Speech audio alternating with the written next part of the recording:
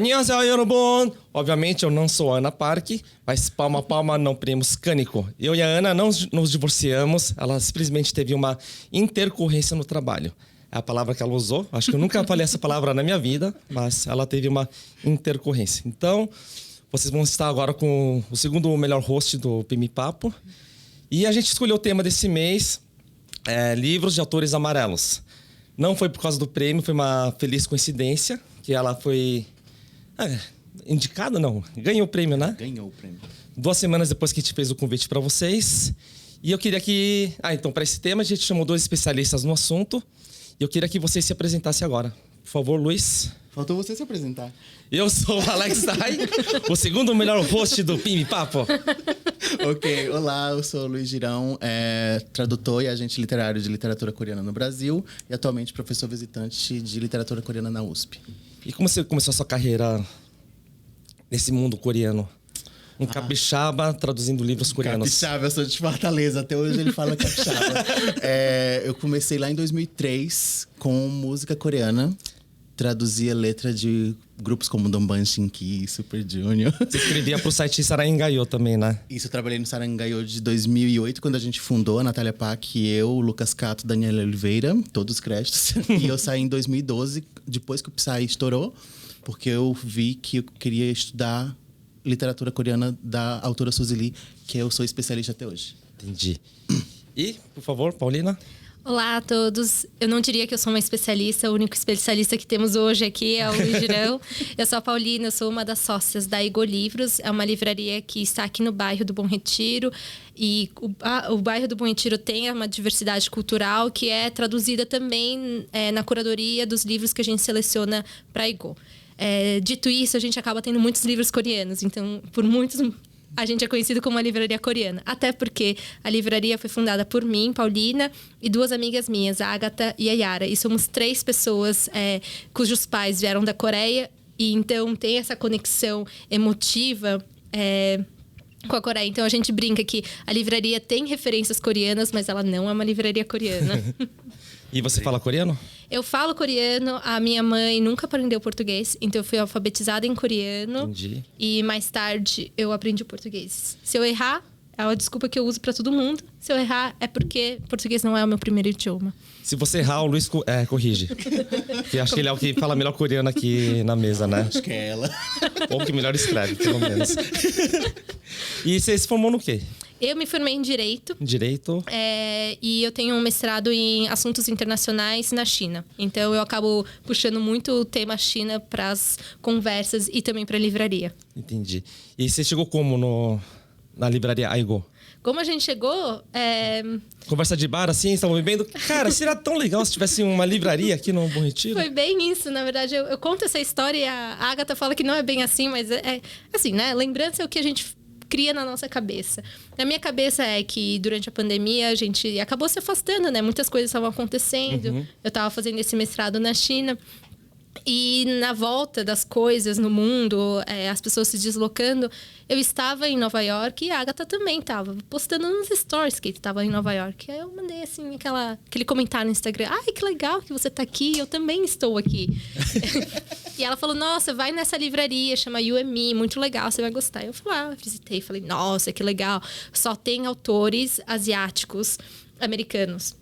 Amei. Beleza. No mês seguinte, eu estava a trabalho em Londres e tá lá a Agatha postando fotos de Londres. Eu falei, peraí. Estou em Londres também? Eu também estou em Londres. Eu acho que o destino está mandando a gente se encontrar. Vocês são muito chiques.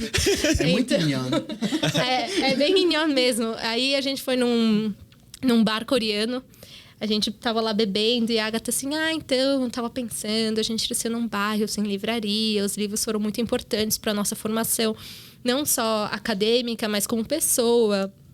E seria tão legal a gente abrir uma livraria no bairro. Eu falei, bora. E dessa conversa de bar, né? Surgiu a Igor. Como toda grande aventura, começa num bar, né? Os RPG mas, assim, começam no... mas muita coisa aconteceu entre essa conversa de bar e, de fato, a Igor acontecer, né? Não só a gente teve uma conversa sóbrias, né?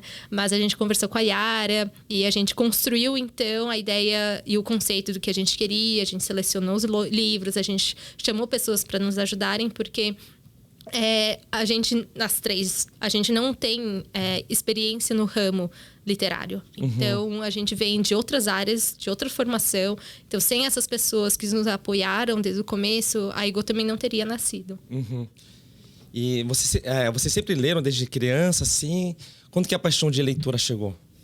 Sim, eu cresci numa casa que tinha uma biblioteca, numa casa, como é que a gente chama? Primeiro andar e segundo andar? Térreo e primeiro andar. Tinha uma biblioteca embaixo que era como se fosse uma herança do meu avô pro meu pai. Meu avô era juiz. Ele lia muito. E eu lembro, toda vida que eu visitava a casa dos meus avós, tinha muito livro. E eu lembro que quando eu era criança, a gente ganhava presente de livro. E um desses livros que mais me marcou foram esses livros infantis que quando a gente abre, toca música. Da página abre. Isso sim é chique. Não, é chique, mas tipo assim, é muito memória afetiva no sentido de marcar demais isso em mim, no sentido de isso aqui é muito bom. E eu gostava de ler enquanto a música tocava. Quando a música acabava, eu abria de novo para poder ouvir de novo. Então, eu comecei a ler aí e depois que eu me alfabetizei, porque a maioria desses livros tem mais imagem do que palavra, né? Depois que eu me alfabetizei, eu fui lendo livros brasileiros, nacionais, portugueses. E fui começando, sei lá, com os 10 anos eu já estava lendo o Machado de Assis, já estava lendo, cedo. Uns portugueses grandões, assim. E aí, com o tempo, eu fui desenvolvendo para outras literaturas estrangeiras. Inglesa, francesa. Mas aí eu já tô puxando, né? Se fosse literatura coreana, eu comecei com a Suzy Lee, que foi lá em 2012. E no mesmo ano eu li Por Favor, Cuide da Mamãe, da Shin Kyung-soo, que é uma obra bem interessante. Assim, eu preciso interromper, porque eu acho que você é a única pessoa que eu conheço que começou um estilo literário ou uma região literária a partir de um livro, imagem, como é o da Suzy Lee. Eu queria entender melhor como você parou na Suzy Lee. Ok, então vamos na minha formação rapidinho. Por esse apego a livros infantis que tem muita imagem, eu sempre gostei de desenhar. Então, minha graduação original era design de moda. Eu desenhava e ilustrava roupa e mulheres, geralmente femininos. E quando eu terminei a faculdade, eu não gostava de criar roupa. Eu gostava de desenhar. E eu fui fazer uma pós em design gráfico, uma especialização. No design gráfico, uma das disciplinas era lidar com impresso. E então eu fui para várias... em aulas práticas, eu fui em várias gráficas no Ceará, para conhecer como é que eram impressos os livros. E ali eu conheci vários colegas que estavam fazendo comigo. E na época eu estava trabalhando como ilustrador para a Coreia. Mas aí eu não vou aprofundar muito. Você desenhava encarte de CD de banda indie, não é? Exatamente. A gente se conhece dessa época. Eu desenhava, eu mandava meu trabalho tudo via Skype e e-mail nessa época. Só que nessa época, paralelamente, um colega de trabalho lá da Coreia, ele falou assim... Ei, você conhece essa autora que ela tá muito famosa internacionalmente? Aí era o Onda da Suzy Lee. Aí uma colega também. Você conhece essa autora? Ela é coreana, porque sabia que tinha interesse em Coreia. E aí quando eu olhei, os dois indicaram o mesmo livro que era Onda. E eu fiquei, gente, esse livro é maravilhoso, mas ele não tem palavras, ele tá categorizado como literatura. E a partir daí ele ficou na minha cabeça. Como isso é literatura? Daí eu fui atrás de pesquisar. Mas explica para mim e para os nossos 15 ouvintes. Quem que é a Suzy Lee? Suzy Lee, ela é a principal autora de literatura infantil da Coreia do Sul, agora do século XXI. Ela é a ganhadora do Nobel Infantil, que é o Hans Christian Andersen. Ela recebeu esse prêmio em 2022. Ela começou a carreira dela em 2002 com um livro que é uma adaptação do Lewis Carroll na Itália. Então, ela começou publicando fora da Coreia.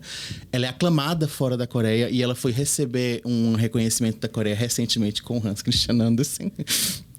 Enfim, ela começou em 2002, que esse livro, inclusive, é tema do meu doutorado.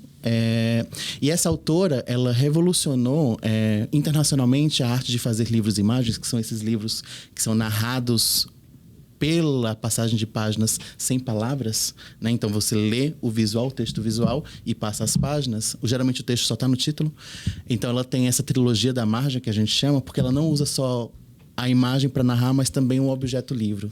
Então, o formato narra alguma coisa e também o meio do livro narra alguma coisa. Então, ela revoluciona nisso. E a partir do que a Suzy Lee começa em 2008, que é quando ela publica internacionalmente o Onda, ele é lançado no Brasil, nos Estados Unidos, na Coreia, na Europa inteira. e depois ela lança o Sombra e o Espelho, esses livros fazem com que várias pessoas olhem para livros de imagem de outra maneira. Porque antes os livros de imagens, ainda hoje, ainda assim, esses livros não deveriam ser lidos porque eles não têm palavras, não têm relevância. Mas ela revoluciona isso. Mas é um livro contemplativo ou é um livro que narra uma história? Ele narra uma história, visualmente. E ele é também rememorativo, porque ele mexe com a infância de qualquer leitor, independente da idade. Aham. Zero texto. Eu li um infantil que falava, tipo, girafa... Não, era uma árvore, história de uma árvore. Mas não deve ser essa, então, né? Acho que é o Silverstein. Esse é o Silverstein. Os livros da Suzy Lee só tem imagens. Não tem imagem. A gente tem essa categoria, né? Que eu também desconhecia até a Igor e até, enfim, conversar com o Girão também, que é a dos livros imagem. Eu sempre classificava eles como livros infantis. E de parte, talvez alguns até sejam, mas nem todo livro imagem é um livro infantil. Mas aí a questão, a gente pode entrar até nisso ou não, que é essa definição, essa caixinha infantil, ela é uma definição editorial.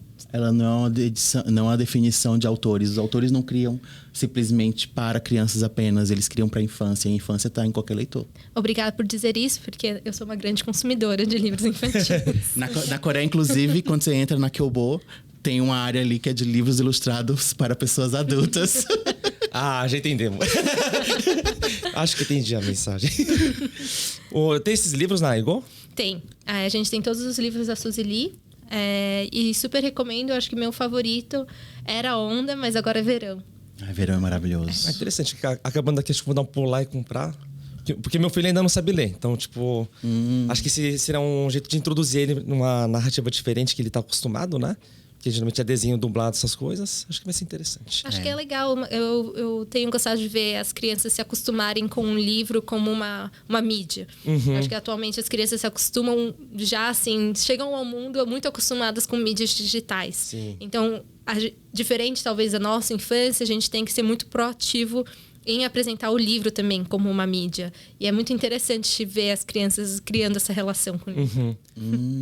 Legal. É interessante. Você tem essa perspectiva que eu acho super interessante de ouvir, que é de alguém que está vendo essas crianças tendo esse primeiro contato a partir de uma mediação dos pais, que geralmente a mediação principal é dos pais ou de professores. Mas esses livros, hoje em dia, especialmente, de 2015 para cá, mais marcadamente... eles mexem com essa objetualidade, que eu chamo isso de objetualidade, como linguagem também. Então, isso também revela algo. Então, você está com um livro que, de repente, você percebe que o livro está falando assim: ei, leitor, mexe aqui nessa página. Aí você fala assim: ué, mas sou eu que tenho que mexer? Está dizendo aqui... E não é simplesmente uma brincadeira, faz parte da narrativa isso. Então, é um elemento também. E vocês, de onde surgiu, quando surgiu a sua paixão por livros?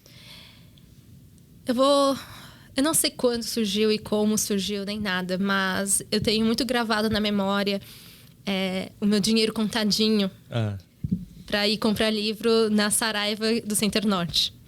E o dinheiro era tão contadinho que eu ia a pé da minha casa até o shopping.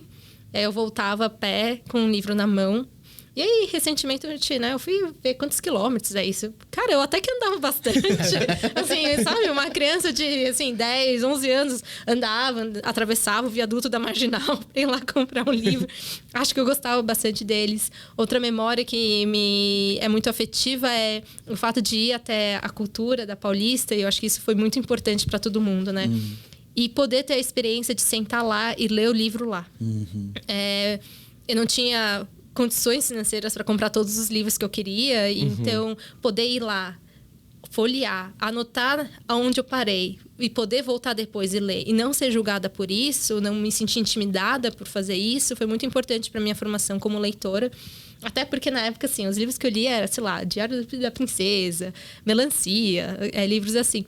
Ao mesmo tempo que, como eu não tinha um adulto mediando meu processo de descoberta literária, com uma idade muito nova, eu parei em livros muito complexos. Então, eu tenho essa memória muito fixa eu tinha ali entre 8 e 10 anos, foi antes da 5ª série. Eu assisti o livro Fahrenheit. Eu assisti o filme, né? Na verdade, eu assisti o filme de Fahrenheit. Eu descobri que tinha um livro, eu falei, eu vou ler esse livro. Então, olha só, com eu 10 li anos, menos de 10 anos, Então, olha só. E aí, assim, e eu gostei daquele livro, mas foi um livro que, assim, eu reli ele muitas vezes ao longo da minha vida para finalmente, então, entendê-lo. E como eu tinha gostado de Fahrenheit, aquilo abre porta para muitos livros daquele gênero. Então, eu fui ler esses livros numa idade que eu nem sei o que eu absorvi na época. Então, eu, na minha formação como leitora, eu senti falta de ter alguém mediando a minha jornada. Aqui geralmente eu falo, eu posso estar errado, acho que eu estou errado, mas, por exemplo, a escola não ajuda a gente a ter prazer com os livros, né? Porque eles indicam livros pra gente muito antigos, com uma linguagem meio arcaica, pra uma idade muito jovem. Tipo, eu li assim, A Senhora, do José de Alencar. Lá eu peguei ranço de literatura brasileira. Nossa, que livro chato, meu. O primeiro livro que eu gostei foi Jurassic Park, que era baseado num filme que eu amava. Eu falei, quer saber? Vou ler o livro. Aí foi a primeira paixão assim, que eu tive, porque não dá, cara. Memórias de Brás Cubas se leu muito jovem. Né? Eu li. É fácil. Se bem que Machado de Assis é mais tranquilo, né? Se pega tipo uma Macunaíma aí, já começa a ficar mais difícil, complica um pouco mais, né? E eu acho que hoje em dia eu entendo o papel de um livreiro, sabe? O livreiro é essa pessoa que te ajuda na jornada. E não só quando você é jovem, mas inclusive hoje em dia. Que eu acho que assim, nem... O livro é igual... É igual, sei lá, comida, é igual, sei lá, exercício na academia, sabe? Você vai lá, você não gosta de tudo. Às vezes você gosta de fazer alguma coisa, às vezes você gosta de comer Isso não quer dizer que você gosta de todos os pratos daquela cultura ou daquela região. Então tem uma certa mediação. Mas é engraçado, eu gostei dos livros que eu li no colégio. Sério? Eu tenho um apego muito grande por Alto da Compadecida e Alto da Barca do Inferno. Porque eu não é um livro que eu acho que se eu fosse hoje em dia na livraria, eu compraria, né? Alto da Barca do Inferno, um clássico da literatura portuguesa. Eu jamais pegaria esse livro. Mas ler ele no colégio me marcou tanto que eu tenho a versão dele anotada, assim, com vários comentários de aula que eu fico revisitando. E ele me fez gostar de Alto da Compadecida e, nisso, gostar mais de cinema brasileiro também. Então, eu acho que existiu um papel dos livros indicados pelo colégio. Mas também muitos dos livros que me marcaram naquela época, como O Estranho Caso do Cachorro Morto, são livros que eu fui descobrindo por conta própria. A gente sabe que na escola também, um dos fatos também que afasta muito a gente da leitura, e isso é uma coisa que eu lembro que também me afastava, ainda que eu era muito CDF, então eu ia por causa disso também, é que você tem que responder coisas. E livro não é pra gente responder nada. Livro a gente tem que simplesmente... Sim, viver o momento da leitura. Então, assim, quando as pessoas falam assim, eu comprei um livro, custou caro, porque livro no Brasil é caro, custou caro e eu não tô gostando. Para! Você não é obrigado a terminar de ler um livro. E quando a gente está nessa fase, né, a partir dos 10 anos, quando começam a colocar esses livros na nossa mão, eu gostava muito da coleção Para Gostar de Ler, que eram crônicas, contos, então eram mais rápidos de ler. E, tipo, era muito mais delicioso de você acabar e falar assim, conquistei, finalizei uma história, sabe? Do que você pegar um Vidas Secas, que é muito bom. Vidas Secas, ele é bom. Tipo, e pra você terminar o Vidas Secas, você tem que lidar com um monte de emoções que você, ainda criança, você não sabe lidar. Mas tipo assim, você tem que responder coisas. E tipo assim, o que eu quero responder não é isso que eu senti, mas você tem que responder o que tá esperado, sabe? Então, a gente se afasta por essas pressões externas ao que o livro pede. O livro só pede pra gente sentir.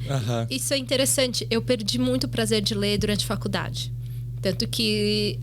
Durante a faculdade, eu não li nenhum livro que não fosse os livros da faculdade. E eu acho que foi bem isso. Porque os livros da faculdade você lê porque você tem que ler. Você não sente necessariamente coisas, você não se conecta emocionalmente com o livro. É quase como se você estivesse assistindo alguns documentários por obrigação, sabe? Você não está assistindo por prazer. Então, eu acho que teve essa relação de obrigação que me fez não gostar de livros. Tanto que se você me pegasse naquela fase, eu ia falar, nossa, não gosto de ler. E aí eu só voltei a ler quando me recomendaram, e eu tenho até vergonha de admitir, eu gosto muito de Karov, que eu falo que é o Proust da modernidade, e fico assim, nossa, eu me julgo por gostar desse livro, mas foi um livro que me abriu as portas para uma outra relação com a literatura. Porque lendo Karov eu falei, isso me incomoda, isso toca em mim, tem um emocional, eu não estou me conectando de uma forma intelectual, mas por uma sensação. Aquela fundante também, né? Foi a primeira leitura. E livros coreanos chegaram faz pouco tempo, né? Traduzidos para o Brasil, né? A gente tem aqui que você trouxe a Vegetariana, né? Que é a primeira tradução. Quando que foi feito? Essa edição é de 2013, mas a literatura coreana, vamos aqui de história rapidinho, ela chega aqui no Brasil primeiramente em 1975. Quanto? 75? 85. 2 Tá. anos antes de eu nascer. Quando um cara que era tipo cônsul, embaixador do Brasil na Coreia, ele traduziu uma coletânea de contos do inglês para o português e chama literalmente Contos Coreanos. Essa é a primeira publicação de literatura coreana no Brasil. Daí, em 1991, a Yoon, professora Yoon Jong-in, ela publica uma coletânea de poesia, se eu não me engano, coreana. E lá nos anos 90, ela publica uma coletânea de poesia, uma coletânea de ensaios, uma coletânea de contos. E ela vai criando esse espaço. Daí, em 2013, vamos dar um salto aqui, em 2013, ela publica essa primeira edição da Vegetariana antes de a Vegetariana ganhar o prêmio Man Booker, que foi o que fez a Vegetariana ficar conhecida internacionalmente. Então, essa primeira edição, ela é uma tradução que foi premiada pelo Instituto de Tradução Literária da Coreia, o LTI Korea. Eles premiaram essa tradução. Então, essa tradução aqui foi feita pela Yoon. Inclusive, para quem tiver interesse, eu tenho o PDF, eu posso passar por e-mail para quem quiser. Porque tá liberado pela Yoon para passar. Porque o que aconteceu? Quando o Man Booker ganhou... Aliás, quando a Han Kang ganhou o Man Booker, a Todavia comprou os direitos da Vegetariana e essa edição foi enterrada viva. No sentido de não queremos mais essa tradução, queremos uma nova tradução que siga o que a tradução em inglês fez. Ou seja, o prêmio foi de uma tradução em inglês, então aquela edição foi traduzida do coreano, mas foi revisada do inglês, que é como a editora trabalha. E você comentou que foi traduzido por um homem, né? Isso, que é um livro perdeu feminista. muito do feminismo que tem na escrita da Han Kang. Mas você acha que interfere, sendo que o cara tá traduzindo talvez literalmente, palavra por palavra? Interfere porque você não sente as marcas do feminismo como você sente nessa edição. Eu já li aquela edição. Eu não recomendo aquela edição. Desculpa, Todavia. Ou não. Eu acho que também não é só o fato da questão da identidade de gênero dos tradutores. Eu acho que perdeu-se muito também com essa adaptação da tradução norte-americana também. A minha mãe sempre falava que, tipo, livro coreano e japonês, talvez chinês, mas aqui ela não lê chinês, né? Se perde muito na tradução, porque tem muitas palavras em coreano que é intraduzível em português. Você vai ter que usar, tipo, uma frase para explicar um sentimento, entendeu? E um contato que eu tive, que eu lembro disso, foi a primeira vez que eu li Murakami. Eu nem sabia quem era Murakami. Me falaram, Alex, quer ler um livro? Eu falei, quero, me indica um. Norwegian Wood. Maravilhoso. Aí eu li e falei, cara, esse cara escreve muito, mano. Tipo, eu não entendi a história, não sei o que ele quis contar, mas ele escrevia muito bem. Aí eu fiquei pensando, como deve ser legal você ler isso na versão original. Porque se já em português tá incrível, em japonês deve ser 10 mil vezes melhor, né? Vocês gostam do Murakami? Eu já gostei mais. Eu já tive minha fase que eu gostei mais também. Todo mundo acha que tem, então, assim, né? Porque eu também hoje eu não gosto de Murakami. Assim, eu acho que assim como pelos livros da Han Kang você consegue acessar a psique dela, a forma como ela enxerga o mundo, os valores dela, você também acessa esses lugares a partir da leitura das obras de Murakami. E você lê um, você lê outro. E você vê certos padrões ali que você fala, não são dos personagens. São questões do autor. Esse daqui principalmente. E aquilo passa a te incomodar, porque eu acho que me infere como mulher. Eu acho que é mais nesse lugar. Eu não acho que ele escreve mal, eu não acho que o livro tem uma evolução de história, de storytelling que seja ruim. É mais o quanto isso me incomoda ao perceber que não são questões do personagem, mas são questões do autor. E eu acho que, sendo uma pessoa que escreve para o mundo e é consumido tanto, eu me pergunto quanto isso também acaba entrando na psique dos outros, ajudando eles a afirmarem certas... Validar, né? Coisas. Isso, que me incomoda. Então, é mais nesse lugar. Mas eu jamais viro e falo, nossa, não leia Murakami. eu venho no Murakami, sabe? Mas essa é uma relação. É uma relação estranha. Esse livro, né? O Incolor Tsukuru Tazaki e Seus Anos de Peregrinação. Ele é um livro muito bom. Ele é escrito muito bem. Só que o que acontece? A forma com que ele vai mutilando e maltratando a personagem, que é foco de todos os personagens, você vai acompanhando aquilo. A escrita é muito boa, só que você vai falando assim, eu acho que isso aqui tá errado. Aí você fala assim, tudo bem, tem um lado fantástico do Murakami que tem todo o livro dele. Só que quando você vai ver os mais recentes como esse, e tem outros 2 que eu acho que eu mandei a foto, não sei. Eu fico assim, é o autor. Não é simplesmente uma questão de, isso aqui é uma denúncia, porque não tem um tom de denúncia. Tem quase um tom de celebração. Então isso vai incomodando, porque você vai vendo assim, numa vez, tudo bem. Na segunda, você fica... Ou minha querida Sputnik, cara, sabe? O que acontece com a protagonista maravilhosa. Sei lá, você vai perdendo o interesse nesses... Por que elas têm que sofrer tanto? Por que elas têm que ser tão, sei lá, mazeladas? Eu não... Quando tem essas mensagens assim, eu nunca percebo. Tipo, eu vou no livro pra ver a história, o que vai acontecer e tal. Esse livro que você comentou do Murakami... Eu tava comentando, né? A primeira parte, eu falei, cara, eu tô lendo o livro da minha vida. Eu tava achando animal, a história de amigos, eu gosto de história de amizade, não sei o quê, e ele escreve bem. Só que aí no finalzinho ele é tipo o Stephen King, ele não sabe amarrar o desfecho. Sempre que cai, tipo, fica meio não sei o quê. Confuso. Vocês leram aquele Caçando o Carneiro? Não. Não? Não. Então. Aí esse livro eu falei, acabou, Murakami pra mim morreu, chega. Eu não entendi qual que foi a mensagem aí do livro. Ficou abstrato demais, né? Ficou demais. Tipo, o spoiler alert, mas aparece um homem carneiro no final do livro. Eu falei, que porra é essa, né? Mas o Fantástico tá sempre lá, né? O Fantástico tá lá. Eu sou uma grande fã de literatura fantástica, né? Eu acho que uma das primeiras grandes emoções que eu demonstrei pro Girão é o quanto eu gosto de Coelho Maldito. Maravilhoso. Então, eu sou uma grande fã de fantasia, de realismo fantástico, de sci-fi, como você quiser chamar. Mas... assim, eu tenho dificuldade. Com o Murakami, eu tenho minhas dificuldades. Coelho Maldito são contos de terror, né? Também. São contos feministas, fantásticos e de terror. Mas eu acho que a melhor pessoa para falar de Coelho Maldito é você, porque você é fangirl total dele. Quem escreveu o Coelho Maldito? Borachão. A Borá... Eu adoraria que ela fosse minha amiga, então eu vou chamar ela de Borá. Ela tem uma frase que eu gosto muito e eu acho que é repetida em vários momentos em que falam-se da escrita dela. Uma vez perguntaram para ela quando você escreve. E ela respondeu, quando eu tô com ódio. E eu acho que isso explica muito bem o que é o livro e quem é ela. O livro é uma série de contos e eu adoro recomendar a versão brasileira, porque ela segue a ordem dos contos que a autora escolheu para o livro e não a ordem de contos que foi a escolha das editoras nos Estados Unidos. Então, recomendo muito ler a versão brasileira. É uma série de contos, eu acho que cada um acaba utilizando ferramentas diferentes de escrita. Então, alguns são um pouco mais, talvez, sci-fi, outros são mais fantásticos. Eles são um pouco diferentes entre eles. Todos envolvem uma escrita muito feminista, muito feminina também. Alguns são de terror.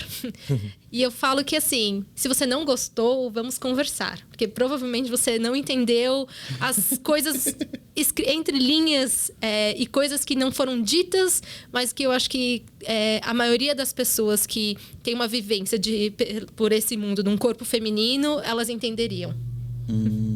Eu fiquei com medo de ler esse livro porque eu tenho um problema com contos. Tipo, quando acaba um conto, pra entrar o outro, você tem que rebutar seu cérebro, entrar naquele mundo do próximo conto. Mas por que a ordem é importante pra esse livro? Eu acho que é mais sobre... A emoção que você vai sentir tem que ser escalonando pouco a pouco. Eles amarram um com o outro, conversam. Ele contextualiza o todo, né? Ele contextualiza o que vai acontecer em todos os outros. O primeiro conto, né? Ele contextualiza o que vai acontecer. Parece que tem uma chavezinha de tema de todos os outros dentro dele. Porque ele tem toda uma questão de denúncia, né? Uma relação familiar. E todos, em alguma medida, têm relação familiar. E esse, eu acho que é o que é menos... como é que a gente pode dizer? É o que é menos centrado numa figura feminina comparado aos outros, né? Isso. Eu acho que a edição americana... Eu li a edição americana primeiro. Quando eu li a edição americana, eu gostei, me apaixonei pela Porá. Eu li esse livro junto com o meu colega, com quem eu divido apartamento. E meu amigo leu e já não gostou tanto. Aí você conversou com ele?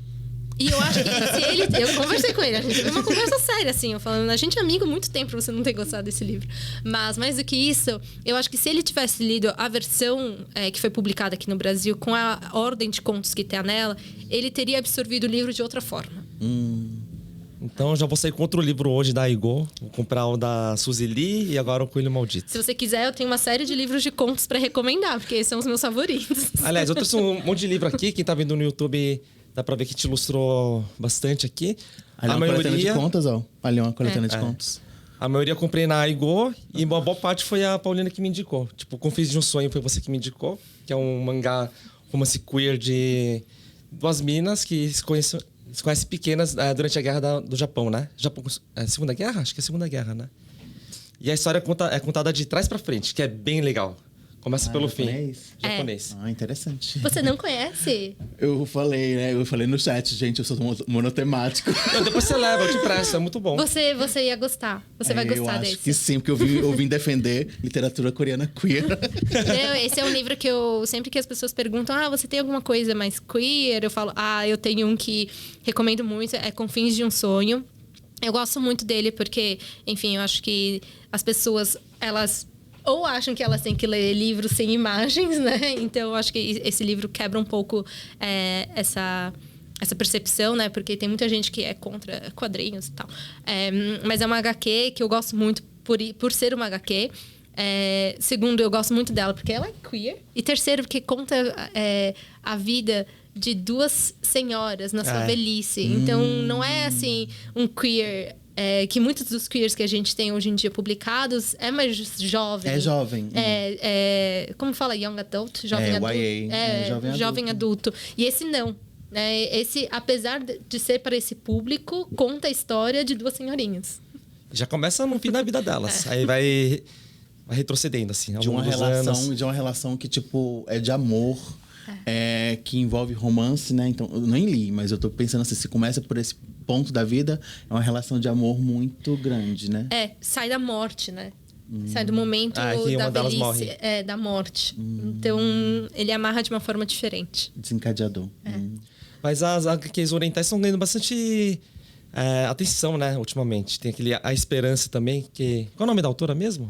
A Espera. A Espera. Você falou Esperança, A Espera. É a Kim-Soo Kendrick, que vai estar no CCXP agora, em 2024. Ela vai estar aqui pela Pipoca Nankin lançando Meu Amigo Kim Jong-un. Sim. Que animal. Eu vou aproveitar esse gancho, porque essa é uma autora que os coreanos não gostam. Mas por quê? Porque é quadrinho ou porque ela escreve mal? Literatura de testemunho. Não, então, mas A Espera não é testemunho, né? A Espera é testemunho. É a Guerra da Coreia. Não, mas ela conta a história dela, só que... Não, a história que ela ouviu, só que ela inventa outra história em cima das histórias que ela ouviu. Mas de certa forma, eu acho que assim... Tem um plano histórico. Então... Tem um plano histórico e eu acho que é importante todo mundo saber. Cada público é um público, né? O público brasileiro não necessariamente vai gostar dos mais vendidos na Coreia. E os coreanos não vão gostar dos mais vendidos do Brasil. Cada público é um público. Assim como dentro desse Brasil, cada um tem seu gosto literário. Dito isso, tem muitos autores coreanos que são consumidos bastante fora, mas que não são tão consumidos dentro. Eu acho que um exemplo também é a Porachon.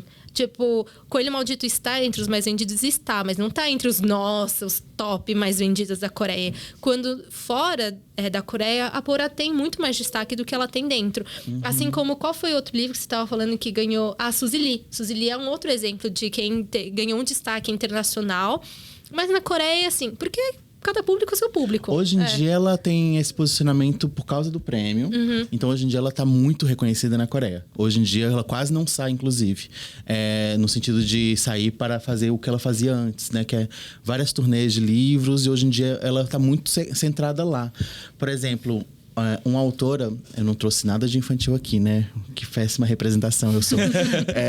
Uma autora que está fazendo muito sucesso aqui no Brasil também, a Baek Na. E a Baek Na, ela é muito famosa na Coreia porque ela é muito folclórica. Ela trabalha muito com folclore coreano. Então, ela faz muito sucesso lá. E, curiosamente, esses elementos fazem muito sucesso aqui no Brasil. Então, as obras dela trazem uma realidade familiar, né? Uma realidade folclórica e uma realidade de vivência coreana na literatura infantil que pega no mundo inteiro. Ela também ganhou um prêmio internacional em 2020, que é o Astrid Lindgren, o Alma, chama Alma. E quando ela ganhou esse prêmio, ela foi publicada no mundo inteiro em 2021. Aí o mundo inteiro conhece Baek Na. E quando eles vão ver, tipo assim, você tá lendo um livro de folclore coreano. Você pode indicar um livro dela? Você pode ler o Balas Mágicas, obviamente. Que é o Balas primeiro, Mágicas? Isso, é o primeiro de todos, que é uma relação familiar de um pai sem a esposa e de um menininho que vai descobrir Que tem um os pai sem sons esposa. e pessoas do mundo através de balas mágicas.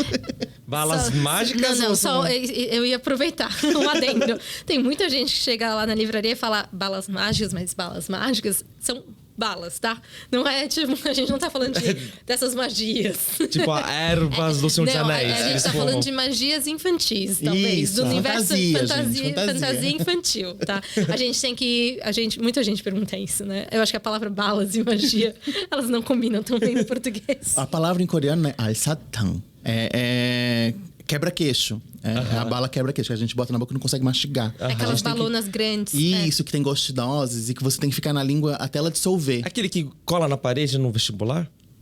Eu não- Yacht. Não, Não, não, é não, não, não, não, não, não, não. não. Não, mas não sei se você sabe, tem umas balas que são grandonas, redondas na Coreia, Aham. que elas são feitas, sei lá, de nozes. Com mel, com mel. isso. E assim, não adianta você querer mastigar. Ela você, vai quebrar seu dente. Você vai ter Aham. que deixar ela dissolver. E o título vem dessa bala. Só que, Isso. como no contexto brasileiro a gente não tem nada parecido, a tradução ficou balas Balas mágicas. Tudo vai pegar mal, né? Doce mágico também. Ô, doce. Mas o que é essa bala mágica, né? Esse garoto, ele é muito introvertido. Ele vem de uma família muito quieta, né? Se a gente vai observando. Porque tem outro livro que chama Eu Sou o Cachorro. Que também é da mesma família.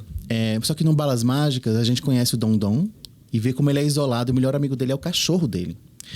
E ele não interage com outras crianças porque ele é muito tímido. E quando ele compra essa bala, ele brinca de bolinha de gude. E quando ele vai comprar novas bolinhas de gude, ele vê essas balas mágicas na vendinha do senhor.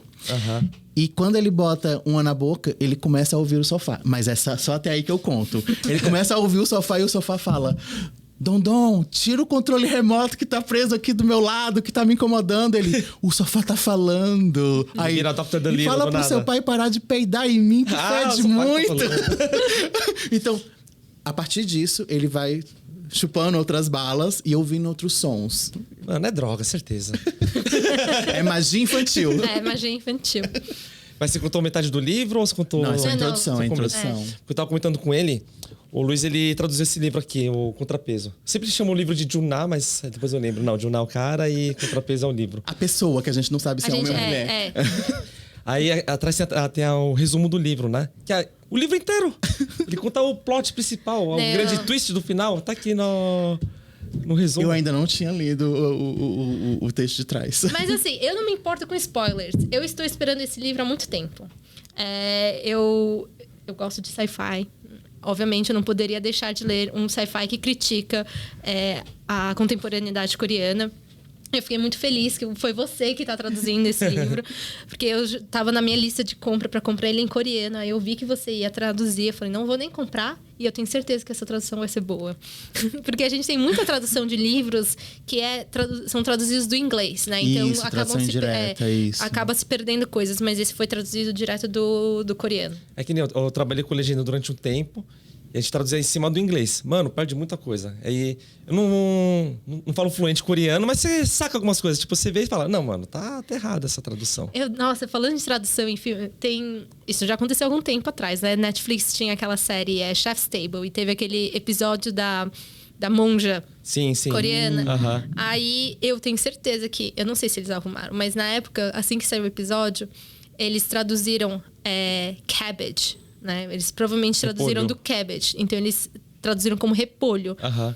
Pra falar de kimchi. Ah, tá. Porque, de fato, se você pensa no inglês, o kimchi é feito de cabbage.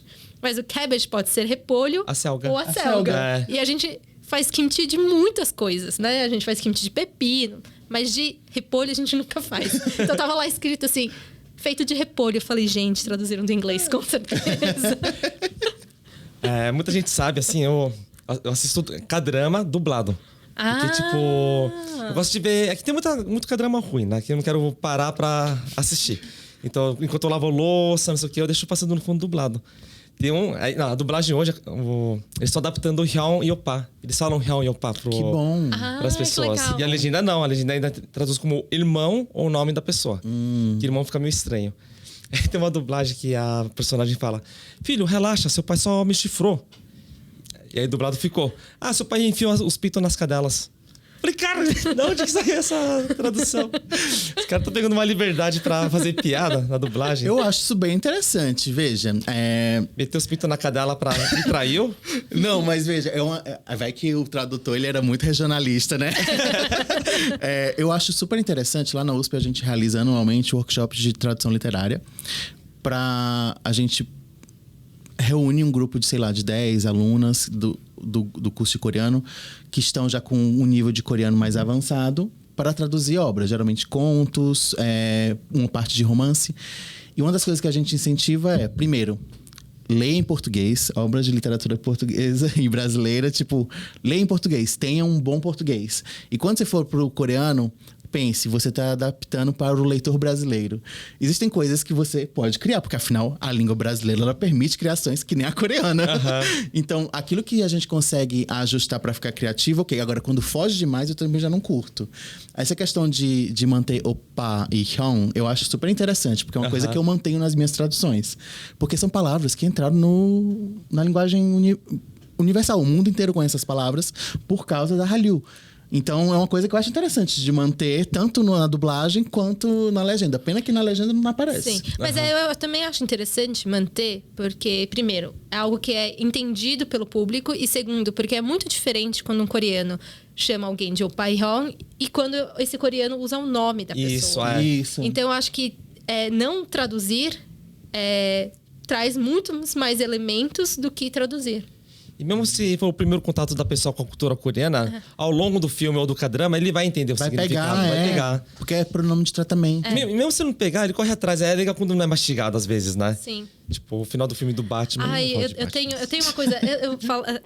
Eu às vezes leio livros, vejo filmes e eu falo... Gente, o público é muito mais inteligente do que esse tradutor tá achando, sabe quem discorda? O Christopher Nolan. Ele acha que o público é burro. Eu acho que as pessoas são inteligentes o suficiente para entenderem e irem atrás de coisas. A gente não precisa mastigar tudo. Tem que ser um ar para descobrir, né? Então.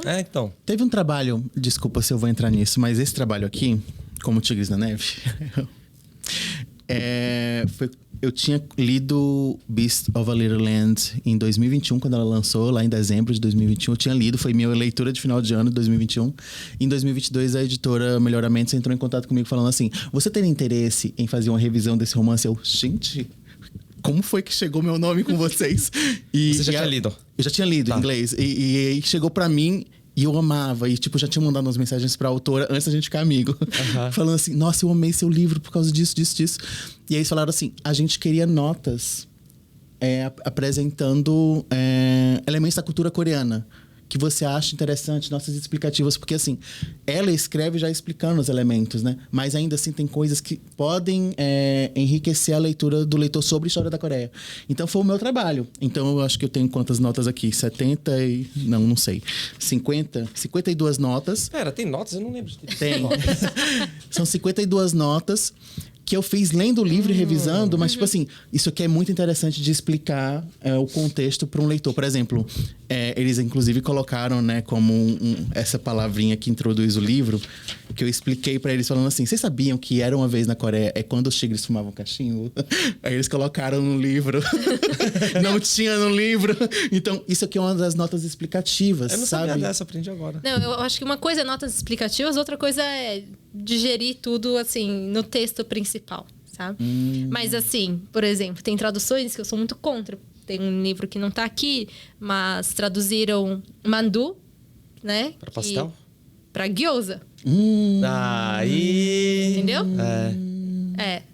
Era melhor ter deixado mandu com uma nota explicativa falando, isso daqui é o quê, não sei o quê. Ao invés de utilizar uma outra língua que não é o português... E também não levar o contexto histórico de que língua é essa para o contexto dessa Ainda obra. Mais nesse contexto de Japão e Coreia. Enfim. Aí a gente entra nos problemas. É tipo traduzir um livro brasileiro e falar irmão para hermano, né? Hermano. Peraí, cara. Não é mesmo. No seu livro, eu notei que ao longo do texto você lança uma palavra em coreano e fala, eu vou usar o bom coreano, palavra tal. Você lembra disso? Isso é do texto ou você colocou? Agora eu não lembro. Em vez de você traduzir, você usa a palavra coreano. Isso aqui no texto fala, tipo... Nesse livro tem muitos termos em coreano que eu achei que eram importantes de manter. E eu expliquei. A gente chama... Ao longo do texto mesmo, né? Ao longo do texto. Eu não botei nenhuma nota. No sentido, tipo assim... eu tô procurando aqui. É interessante como no inglês a gente chama de glossing. É que a gente pegar uma tradução e explicar aquilo que você não queria traduzir. E foi mais ou menos o que eu fiz quando eu botei a palavra chaebol. Né? Eu botei lá conglomerados familiares chaebol. E aí a pessoa já tem uma ideia, tipo assim... chaebol então é conglomerado familiar, né? Que são as dinastias familiares coreanas. Então... O que aparece enquanto o termo coreano eu deixei em itálico, mas eu dei uma explicação ou antes ou depois do que é isso, porque eu acho importante manter a palavra, porque ela vai se repetir. Por exemplo, eu acho que eu mantive Nuná, que ele tem a irmã mais velha, né? Que o Kang-woo, que é o protagonista, é o co-protagonista, ele tem uma irmã mais velha que ele cuida dela, né? Ele se preocupa com ela, então eu mantive Nuná. Em vez de botar sempre irmã mais velha, né? Que são palavras, mais uma vez, que são esses termos que estão conhecidos internacionalmente por causa da Hallyu e que vale a pena, sei lá, explicar a primeira vez a irmã mais velha Nuná ou a Nuná, que é a irmã mais velha, e depois é só Nuná.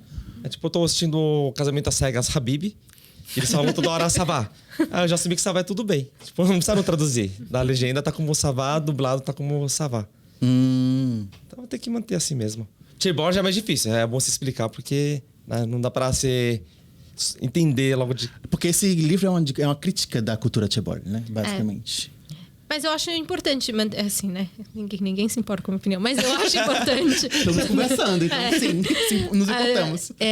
Uma das minhas pesquisas na graduação foi sobre governança corporativa e chaebols. E eu acho importante manter a palavra chaebol, que não é só um conglomerado familiar. É um conglomerado familiar com características muito específicas que não existem fora do contexto coreano.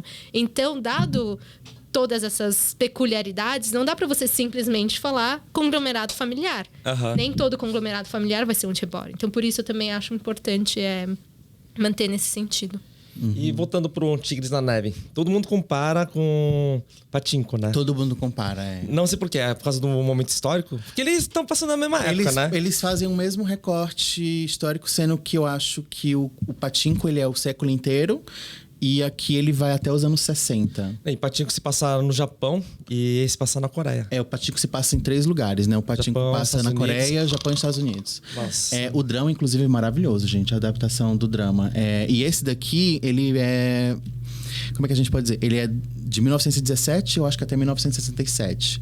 Então a gente tem da ocupação dos momentos da guerra de resistência, aliás, dos movimentos de resistência, até o momento que a gente está vivendo uma ditadura militar na Coreia.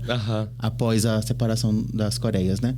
Mas o Pachinko, ele, além de ser maior, né? Ele tem outra pegada, a forma que ele narra. Esse aqui tem outra pegada também. Cada um escreve de uma maneira diferente. É bem diferente. Eu acho que eles são leituras complementares. Eu nunca teria dito pra alguém que esse é o Pachinko. É uma outra, tipo... Não consigo ver. Eu sempre falo que Pachinko é a terra nostra coreano. E esse novelão. Porque é novelão, sei lá. Novelão que não acontece nada. Muitas coisas. E se você comparar Pachinko com Tigres na Neve tem uns 3 cadramas lá dentro, dá umas 5 temporadas. De tanta coisa que acontece. Acho que os ambos são bem densos, mas esse, pra mim, definitivamente não é um Terra Nostra brasileiro, sabe? É mais Avenida Brasil. Tem mais drama complexa, tipo, né? Somente no romance. Tem, tipo, sei lá, estupro, tem militância, tem... né? Por exemplo, a militância, ela aparece em Pachinko nas pessoas que estão ligadas à religião e nas pessoas que são ligadas ao movimento que tinha na Coreia do Norte, quando ainda era uma Coreia só. Mas é muito fraco, né? Ele parece, assim, tipo... É porque a questão ali é mais os vínculos. Os vínculos aqui são os personagens. Sim. Aqui é Inyon puro, né? Esse livro é sobre Inyon. Então, ele fala dos elos, né? Então, aqueles vínculos que se estabelecem entre pessoas que vão se reencontrar. O Pachinko é sobre família. E eu acho que nos dois tem uma questão do protagonismo feminino. Os dois têm um protagonismo feminino que eu acho muito importante, porque quando a gente fala de literatura coreana, foi uma coisa que você até me perguntou antes da gente começar a gravar, quanta mulher, né?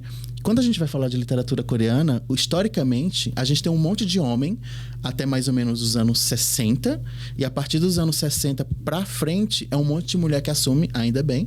E nos anos 80 elas lideram. E elas lideram até hoje, ainda bem. Eu quero fazer um comentário sobre isso.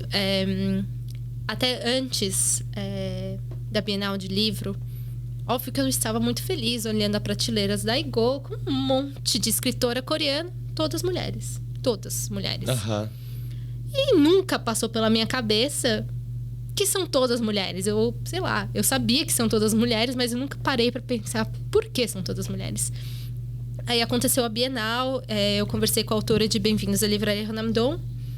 E eu falei, deixa eu investigar isso. Aí eu fui lá e eu coletei os dados, né? Na verdade, tem as principais livrarias da Coreia e pelo site você consegue baixar a planilha dos mais vendidos nos últimos meses, nos últimos anos. Aí eu rodei uma análise para ver.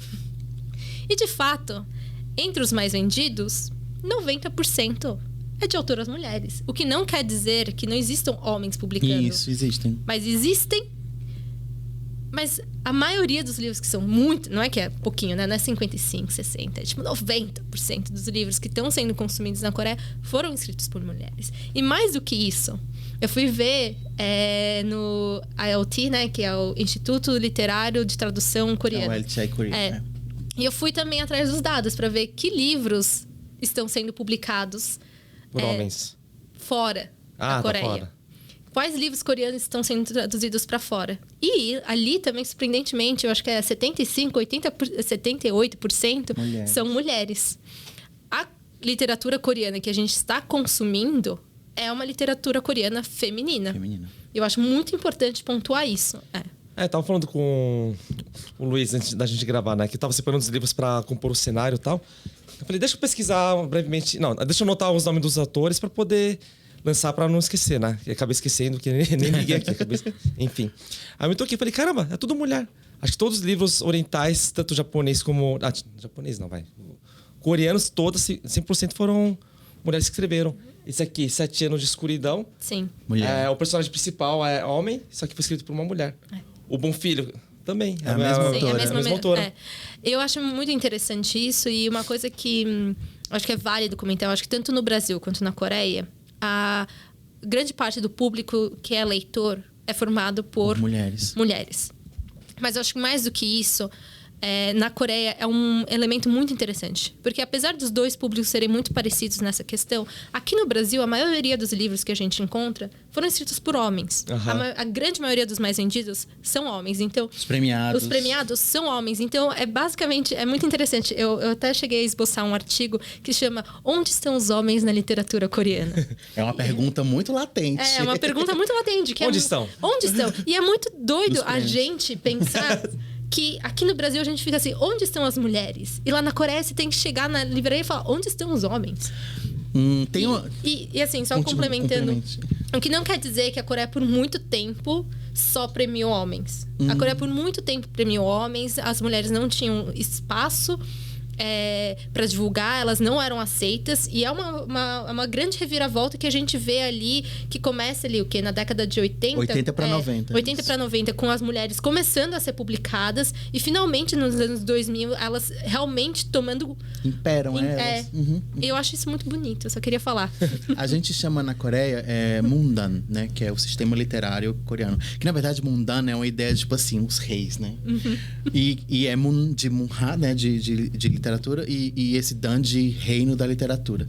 Aí, quando a gente vai olhar historicamente, é homem, homem, homem, principalmente na poesia. Os homens estão na poesia. Nos contos e nos experimentalismos. Ou seja, que tem literatura ficção e não ficção, se for pensar assim, né? Então, a gente encontra, hoje em dia, agora, 2024, homens, principalmente na não ficção ou na poesia, e as mulheres no conto e nos romances. Então, as mulheres quando... Tem todo um movimento também nos anos 80, mas aí a gente vai ficar muito professoral, que é o lance de elas entrarem para o mercado de trabalho nos anos 80. Então, quando elas entram para o mercado de trabalho oficialmente, porque antes elas trabalhavam na regionalidade, elas podem, inclusive, assumir o papel de escritoras. Então, no sentido, tipo assim, minha profissão é escritora. Então, a gente tem uma autora como a Pak Kwon-so, que até hoje a gente não tem... tem um conto dela no livro Contos Coreanos Contemporâneos, que é de 2009, traduzido pela Yun. A Pak Kwon-so, ela começa nos anos 80 escrevendo a obra dela, e quando chega no final dos anos 80, ela se assume como escritora. Tipo, essa é minha profissão. Eu fazia outras 1000 coisas paralelamente, mas agora eu sou escritora. A Hwang So-mi também, essa é a autora de Flora Haim, né? Ela também começou nos anos 80. A Igumi também começou nos anos 80. Então, todas elas foram assumindo isso. E nos anos 90, por todas as crises que a Coreia passou nos anos 90, quando termina os anos 90, você vê literatura de ficção, mulheres. Quando você vai ver a não ficção, homens. Mas eu acho muito bonito as mulheres no mercado olharem e falar, eu quero ler mulher. Que pra mim foi uma escolha muito consciente de mudar os livros que eu consumia para os livros que eu consumo hoje em dia. Eu acho que minha relação com a literatura mudou muito, mas antes eu de fato consumia muito livro de autores, homens, héteros, cis, europeus e norte-americanos. Eu acho que... Eu tô com 32, 33 anos, nem sei quantos anos eu tenho. Você é a mais nova nessa mesa. 25 anos da minha vida, foi assim... essa categoria branco-europeia muito dos clássicos, tá? Que eu achei que eu tinha que consumir, que eu achei que eu devia ler esses livros. Se eu não lesse esses clássicos, eu não estaria lendo literatura. E aí fazer parte do clube, né? Isso, não sou culta o suficiente, sabe? Eu não consigo falar sobre isso com as pessoas. Sabe? Eu preciso ler eles para ser considerada como uma pessoa leitora. Até conseguir entender que eu posso ler os livros que eu quero ler, que eu gosto de ler, que cada um tem seu gosto literário e o que eu gosto pode ser que vocês não gostem, e não tem nenhum problema com isso. E que eu tenho também esse lugar de agente para ler os livros que me tocam no sentido de eu quero ler mulheres que são racializadas e trazem a literatura a partir dessa perspectiva. Mas tem que ter essa perspectiva, ou ela pode escrever de um assunto nada feminino, nada a ver, que só por ser mulher você consome? Sim. Por exemplo, 7 Anos de Escuridão, o personagem principal é um filme, é um thriller, né? Filme não, um livro, é um thriller bem pesado, tenso, e os principais são tudo homens, né? Eu não li 7 Anos de Escuridão, mas eu li Bom Filho. Eu não leio esse porque eu não lido bem com thriller. Esse é mais tenso que o Bom Filho. Apesar de eu gostar muito de terror, eu não consigo lidar com o suspense e a ansiedade que isso me causa. Então, eu não li esse. Então, pra mim, no começo, eu comecei a ler esses outros livros. Por exemplo, Celeste Ning é um livro que eu comecei a ler porque me fez entender muitas questões minhas, numa época que eu estava tentando entender a minha identidade coreana brasileira. Mas hoje em dia eu leio de tudo. Eu acho que pra mim me importa muito da onde sai essa perspectiva, mais do que o assunto que essa perspectiva trata. Porque hoje em dia, tá? Talvez amanhã eu mude. Eu não acho que porque você é uma pessoa racializada que você só precisa falar disso. Você só pode falar disso e a gente só vai consumir isso. Você pode ser uma pessoa racializada, você pode ser mulher, você pode... O que você quiser. Isso não quer dizer que você não possa falar de outras coisas também, né? Homens héteros cis falaram de muitas coisas por muito tempo. Então, assim, todo mundo pode falar do que quiser. Mas se eu vou consumir isso, já é outra questão. No livro A Impostora, é uma crítica bastante do mundo editorial, né? Ela até fala um momento, tipo, que autoras orientais estão sujeitas a escrever só coisa de imigração ou guerra. Aí falou que estão presos nesse mundo e tal... Que é verdade, acaba sendo um pouco de verdade, né? Porque, como Tigre das Neves... Patinco. O próprio Atos Humanos. E é uma verdade aqui no Brasil também, sabia? As editoras brasileiras, elas têm interesse em romances históricos coreanos. Por que eu falei que eu sou monotemático, né? É porque eu trabalho como agente e tradutor. Então, eu estudo obras coreanas para apresentar para editoras brasileiras. Então, quando eu vou apresentar, algumas editoras já têm um perfil de trazer romances históricos ou romances femininos. E elas perguntam, o que é que tem aí de história da Coreia? Aí eu já fico com isso atento, porque a gente tá no momento que começou com Psy, né? Com Gangnam Style. E que não parou, porque logo na sequência veio o BTS. E logo depois veio o Round 6, e depois veio o Parasita. E estamos agora com o Han Kang ganhando o Nobel. Então, a gente tá vindo numa sequência de reconhecimento da Coreia, nos vários aspectos do soft power, que é a cultura, que as pessoas estão consumindo cada vez mais, ao ponto de a gente ter um catálogo imenso de dramas coreanos originais da Netflix. A Netflix investe 200 milhões por ano em conteúdo coreano, seja K-drama, reality show. Porque o público está consumindo. E aqui no Brasil tem um público muito fiel disso. É um público bem diverso, inclusive. Mas sobre isso que a Paulina estava falando, veja, a minha especialidade, como eu falei, eu sou especialista em Suzili. Então, literatura infantil. Mas eu dou aula na USP de tópicos, ou seja, tópicos de literatura coreana. Então, eu já trabalhei romance histórico feminista durante um semestre inteiro. Agora, eu estou trabalhando alguns tópicos como literatura de testemunho, literatura, como é que a gente pode dizer? Queer, literatura infantil. Então, esse livro, por exemplo, Regras do Amor na Cidade Grande, eu não gosto da capa, gente. Preciso dizer isso. Esse livro, ele é um dos primeiros romances queer da Coreia que está ganhando fôlego fora de lá, porque ele é muito bem escrito, em primeiro lugar, mas porque ele é tão bom que ele ganhou versões. Então, eu estava falando pro Alex, né, que ele foi lançado no cinema agora em setembro na Coreia, e todo final de semana ele é lotado de pessoas fazendo foto da sala de cinema. Os atores, o próprio autor, eles vão na sala de cinemas para falar com as pessoas. E agora, ontem, dia 21 de outubro, estreou o drama adaptado do romance. E teve um boicote na Coreia, porque estamos falando de um país conservador, e o presidente atual é extremamente conservador, de pessoas falando assim, não assistam esse drama, porque esse drama ele é devasso para as crianças e para a juventude, porque é um protagonista gay. E a gente já tem publicado aqui no Brasil, acho que foi em 2000 e... Foi em 2000, antes da gente abrir aqui, ano que é de 2004, 22. 2022? Foi 2022. Deixa eu só conferir. 2022 a gente tem Sobre Minha Filha, que é da Kim Hye-jin, que inclusive acabou de ser exibido no Festival de Cinema Internacional lá no Espaço Cultural Itaú, adaptação para o cinema. E esse é um livro sobre uma narradora, que é uma senhora, um Adjuma, nos seus 50, 60 anos, que tem uma filha lésbica.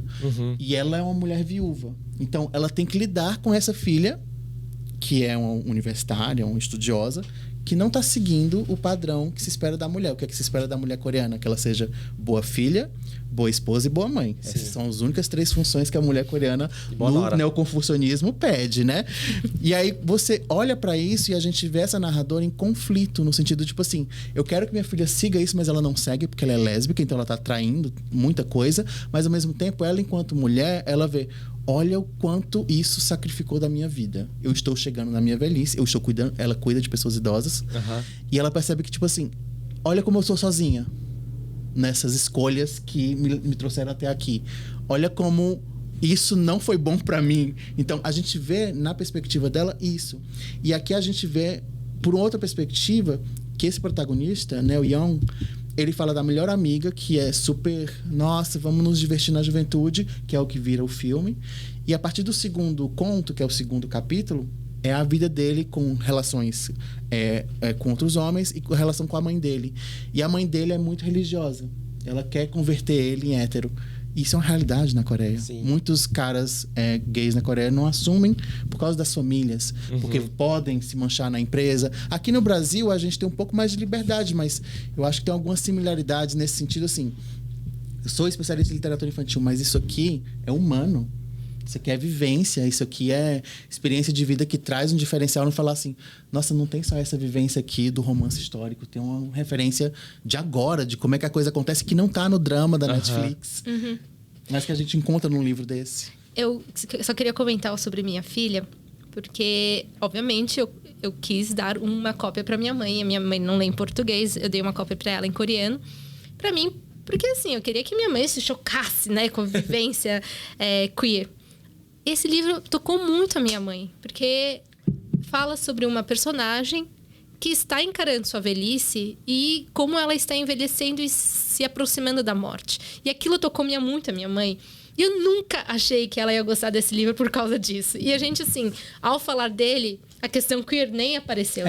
Então é isso, assim. Apesar de ser um livro queer, o público pode se encontrar nele por outros aspectos também. Ele é um livro, eu acho, ele é um livro, antes de ser queer, ele é um livro feminista. Porque ele dá voz a uma mulher que é uma Adjumá, né? Que, tipo, ela cuida, ela é a dona, ela é a chefe da família, ela é a cabeça da família, né? E ela tem que cuidar, ela tem uma casa que ela aluga um quarto e ela trabalha nessa casa de repouso, que é uma coisa que ninguém quer falar sobre, né? Porque os idosos na Coreia têm tudo isso de, tipo assim, não teve um plano de aposentadoria lá nos anos 80 para eles, então tem muitos idosos hoje em dia que dependem totalmente do governo, de alimentação diária, por exemplo. Lá em Jeonno tem uma área, tem um parquinho no Samildero, só tem velhinho em volta esperando a hora da refeição, sabe? Então, é um monte de idosos que, tipo assim, o futuro deles qual é? Senão uma morte muito miserável, porque não houve um cuidado. E não há um cuidado. Porque os jovens não estão cuidando desses pais que, na tradição, os filhos deveriam cuidar dos pais, né? Então, essa aqui é uma vivência que a gente sente na pele, porque ela está narrando em primeira pessoa esses conflitos dela por ser mulher e por ela estar envelhecendo, que está chegando na morte, e por essa filha que é completamente desviante. E esse livro aqui tem, por exemplo, como que fala? Autobiografia, romance? Não. Autobiografia. Baseado na autora? Não. Não. Eu acho que aqui, dos livros que a gente tem, que são um pouco mais autobiográficos, a gente tem Sobre a Terra Somos Belos por um Instante, de Oh Chun-Wong, e o livro da Rankang, que é o livro branco. Fora esses dois aqui na mesa, a gente não tem nenhum, eu acho que nem aqui perto. Eu gosto muito de Oh Chun-Wong, esse livro em especial. É engraçado que eu já li ele algumas vezes. É você que me indicou isso aqui. E ele toca em mim de formas diferentes a depender do momento que eu estou lendo. E é por isso que eu acabo voltando muito nele. Acho que os livros têm um pouco disso, assim, sabe? Eu nunca revisitei um livro. Acho que só Harry Potter e o Prisioneiro de Azkaban, que eu li 3 vezes. Fora esse livro, eu nunca reli outro livro. Eu tenho um livro que eu leio todo ano. Todo final de ano eu releio a duplinha Alice no País das Maravilhas e Alice Através do Espelho. O meu livro preferido é Alice Através do Espelho. Aí você fala assim, é literatura infantil? É a literatura infantil mais antiga que eu conheço no mundo ocidental, né? Entre aspas. Porque ele é um livro de 1875. E ele é um livro que ele se transforma por ano para mim. Porque ele é um livro muito de lógica, só que ele é fantástico. Então, você vai pelo nonsense e você fica assim, gente, eu não tinha percebido que ela fez isso aqui, que ela entendeu isso aqui. Mas o livro é grossão, né? Não, Alice, não. Alice, quando você vê em filmes de terror que eles acham uma réplica, Até hoje eu não gostei de nenhuma adaptação de Alice pro cinema. Até hoje eu não gostei. Eu não conheço nada de Alice. Eu sei que tem um chapeleiro louco, sei que ela corre atrás do coelho. Porque o coelho é o tempo. Ela corre atrás do tempo o tempo inteiro. Mas o Alice Através do Espelho, o Através do Espelho também é o meu favorito. Mas eu nunca li tantas vezes como No Alice Através do Espelho, eu sei que não é o tema, gente. Mas no Alice Através do Espelho, ela entra num jogo pra se tornar rainha. Ela tem que pular não sei quantos rios pra se tornar rainha. E cada vez que ela pula um rio, ela muda. No sentido, ela se transforma, né? Porque assim, a gente tá falando de palavras. Então ela é um ser de palavras se transformando. Então você vai interpretando essas transformações, porque inclusive o próprio rio, ele faz parte como se... Ele aparece no texto como se fosse um parágrafo para você se transformar. Então você fica assim, é muito metalinguístico. Então eu acho que é uma obra que poderia ser lida, inclusive, por todo mundo anualmente. Essa é a única leitura que eu faço anualmente. Eu queria falar que eu invejei e achei muito chique uma pessoa que relê um livro todo ano. E o quanto aquilo, né, você vai processando o quanto você mudou aquele ano. Isso, exatamente. Agora eu tô assim, eu preciso achar um livro pra ler todo fim de ano pra entender o que aconteceu comigo durante o ano. O meu primo, ele releu todos os Harry Potters a cada vez que sai um filme. Tipo, saiu o 3º filme, ele releu 1, 2 e 3. Aí saiu o 4º filme, 1, 2, 3, 4. Você acha isso chique ou... Eu nunca li Harry Potter. Nunca li Harry Potter? Eu nunca li Harry Potter. Eu li Harry Potter quando eu tava Comecei em 2001, quando estreou o primeiro, né, no cinema. E o primeiro que eu li foi o 4º livro, que é o Cálice de Fogo, eu acho. Eu não gosto. E cada um desses Harry Potters eu li 5 vezes. Veja, ela escreve muito bem, mas eu parei de ler porque eu comecei a achar chato. Você começou a achar chato depois que ela virou uma homofóbica e tal? Quando eu estava nas 5ª vezes de cada um, porque eu lia todos de uma vez, assim. Lia, começava a ver até o último. Eu fiquei assim, nossa, que chato. Eu, assim, pra confessar, eu li o Harry Potter o primeiro no ano que foi publicado, não me engajei tanto. Meu Deus. Aí eu acho que ali pelos 20 e poucos peguei pra ler em inglês. Só que pra mim foi um livro que eu já vi os filmes. Eu entendo que tem muitas coisas que não foram ditas no filme, mas o final eu já sei. Então aquilo me desengajou muito na leitura, porque pra mim não é um livro que eu leio por como ele foi escrito. Mas pela narrativa que é criada, né? Que é a ficção, pela jornada. É a ficção então, best-seller. nesse sentido, eu não li o Harry Potter. Eu acho que eu li o primeiro livro 2 vezes. Uma em português e uma em inglês. Você sabe que botaram o nome dela como J.K. Rowling pra não mostrar que ela é uma autora mulher, né? Pra poder... Estão com medo de barrar as vendas por causa do nome dela. Aí se botando J.K. Rowling, ele remete J.R. Tolkien. Então vamos... E depois ela assumiu, inclusive, um pseudônimo masculino pra lançar outro tipo de literatura. Pra galera não puxar, tipo, a autora do Harry Potter. Queria se lançar como... Que é péssimo o livro, por sinal. É o Cuco, né? O Mistério do Cuco. Isso. Sei lá. Eu queria falar que, assim, eu gosto muito de ficção científica escrita por mulheres, né? Aqui a gente tem A Polícia da Memória, que é escrito por mulher também. Enfim, Confins de um Sonho a gente pode falar que é um pouco realismo fantástico também. Se bem que eu não sei se é escrito por uma mulher, eu acho que é escrito por mulher, enfim, eu entendo que é um público, principalmente quando a gente pensa em literatura fantástica, a gente acha que é um público que só vai consumir homem. Mas eu acho que isso também é uma falácia que foi criada do mercado editorial. Eu acho que se a gente apresenta fantasia, ficção científica escrita por mulher, eu acho que o público também acabaria consumindo. Assim como tem... esqueci o nome do livro. Da autora de Impostora, que ela também tem... Guerra da Papoula? Isso, Guerra da Papoula, que o pessoal ama, né? Enfim. A primeira parte é incrível. Eu tô achando que você tem um padrão. Não, eu não. Ela tem um padrão. Como a Impostora, Não, mas o Babel, Murakami foi assim Papoula. também, hein? Tipo assim, é engraçado a gente ver que os eventos geek no Brasil... só mesmo pra gente ter uma noção, assim. Eu não vou muito, mas dos que eu fui, tinha muita mulher. E quando, por exemplo, atualmente eu tô traduzindo a principal autora de ficção científica da Coreia, que eu não posso falar o nome. Mas... Pesquisa agora. Mas o que eu digo é que é o seguinte... Quando você vai ver quem escreve ficção científica, por exemplo, na Coreia, a maioria é mulher. E a Borá, ela tá entrando cada vez mais nisso. A obra dela, ela além de ser feminista, engajada, ela é politicamente engajada. Hoje em dia ela vive de militância. Ela falou assim, eu parei de ser professora para ser militante. É o que ela faz hoje em dia. Você vê no Instagram dela, ela tá militando. Ela hoje em dia tá muito na ficção científica. E é uma ficção científica muito boa. No sentido de, tipo assim... eu tô aqui falando disso, mas eu tô falando do aquecimento global. Eu tô falando da guerra. Eu tô falando do que tá acontecendo com os humanos nesses lugares. Essa obra, por exemplo, né, do Juna... fala sobre um país do leste asiático colonizado por esse país, que a gente não sabe se é Coreia. Eu acho que é Coreia. E você fica assim... Isso... A ficção científica tem essa liberdade criativa de... Você acha que é mulher ou homem escrevendo?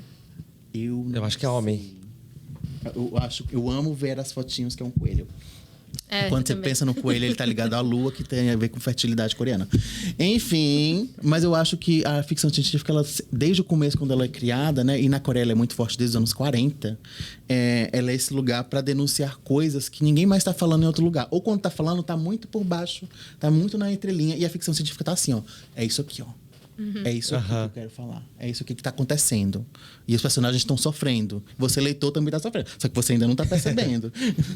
Eu gosto muito de ficção científica por isso. Eu acho que é uma forma muito fácil. Na verdade, não só ficção científica, né? Eu gosto da extrapolação da realidade como uma ferramenta em que você deixa tão nítidos os problemas pelos quais a gente está passando que não tem como negar a perversividade de algumas questões. Eu amo ficção científica chinesa. Tipo, o Problema de Três Corpos? O Problema de Três Corpos é um deles, mas não é o meu favorito. Não está entre os meus favoritos. Eu não consegui gostar. Eu li o primeiro, aí eu... Você não gostou do primeiro? Não gostei do primeiro. Ixi, os 2 e o 3 são piores. Então... Aí eu comecei o segundo, falei, quer saber? Não, acho que eu vou parar por aqui. Esse eu só vi a série. Mas assim, você assistiu a série chinesa ou a do Netflix? As duas. Tá. Qual você mais gostou? Eu acho que eu gostei mais da chinesa.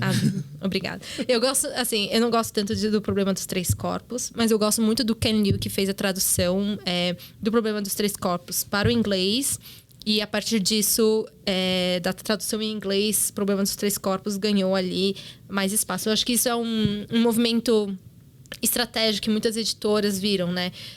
Que uma vez que você é publicado por inglês, e isso era antigamente também, uma vez que você era publicado no francês, uma língua mais acessível, é quase como se você estivesse ganhando uma validação de aquilo, de que aquele livro é bom e pode ser consumido, sabe? Não é só apenas sobre dar acesso a esse livro para um número maior de pessoas. É como se um selo de validação, né? Então, o Problema dos Três Corpos passou por isso também. Mas o Ken Liu tem uma coletânea de contos que eu juro, é meu sonho que fosse traduzido para o português, que chama Invisible Planets. E ele traz uma série de contos também que parte desse lugar de sci-fi, um pouco de realismo fantástico. E eu adoro que são contos escritos por pessoas diferentes. Algumas delas que não se definem como escritores, né? Algumas delas se definem simplesmente trabalham no marketing aqui de uma grande big tech chinesa. Então, tem uma perspectiva diferente. Eu super recomendo esses livros. Editoras, se vocês quiserem, tem de vez em pode quando. Traduzir. Eu traduzo do coreano, não do chinês. Mas a gente, na Ego, às vezes, quase cada 2 semanas, a gente posta a #Please Come to Brazil. Fiquem de olho, livros que a gente adoraria ver traduzidos para o português. Esse aqui, já que estamos falando disso, eu não sei como é que a gente está de tempo. Eu trouxe esse livro aqui, que foi uma das recomendações que eu fiz, né?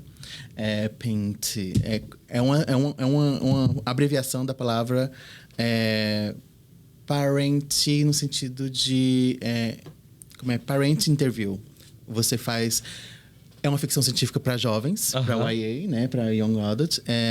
E os protagonistas, eles não têm nome, eles têm números. Qual que é o nome do livro? Paint. Paint,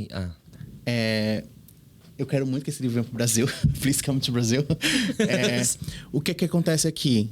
A gente fala muito hoje em dia, eu acho que desde 2 anos para cá, a gente fala muito da baixa taxa de natalidade na Coreia, né? Que é a menor do mundo e cada vez vai descendo. Eu acho que vai aumentar um pouquinho pro ano que vem. Mas hoje em dia é 0,72.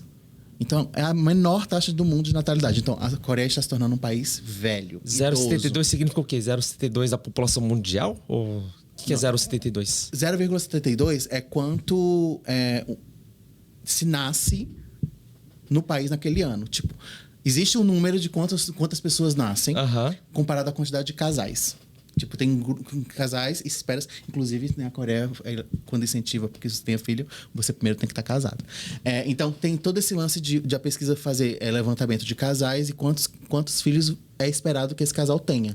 O ideal seria 2.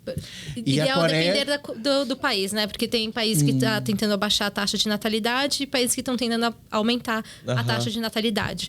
Países que estão tentando aumentar a taxa de natalidade, ou seja, querem que a população cresça, o ideal é que esse número seja acima de 2, porque é um casal, precisa ter mais de 2 filhos, então, para que a população aumente. Países que estão tentando abaixar a taxa de natalidade, ou seja, diminuir a quantidade da população, eles estão tentando ter uma taxa de natalidade abaixo de 2. Na Coreia, a taxa de natalidade é 0,75. Ou seja, nem todo casal está tendo nenhum filho. É um pouco essa tradução. E é uma escolha dos casais jovens. Pessoas da nossa idade que estão casando e falando... Mas eu não quero ter filho, porque eu sei o que foi que os meus pais sofreram para me criar. Então, ainda na Coreia, né? E ainda na Coreia. Tipo, e quando a gente fala pra pensar, Seul, ela tá hiper popularizada, né? Ela é uma das cidades mais caras do mundo. E tá meio que... Quantos por cento da população coreana tá em Seul, sabe? Assim, e é extremamente caro viver em Seul. E o que você ganha não é suficiente, você tem que pegar outro trabalho. Então, a vida... tá difícil. Então, assim, para ter filho, não tá sendo. Então, o governo, desde o anterior, tá tentando incentivo para que as pessoas tenham filhos. E esse livro é uma crítica sobre isso. Por quê? O que acontece? Essas crianças...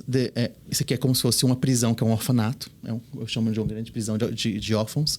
São crianças que nasceram, que não eram queridas pelos pais quando nasceram. Então, elas foram abandonadas.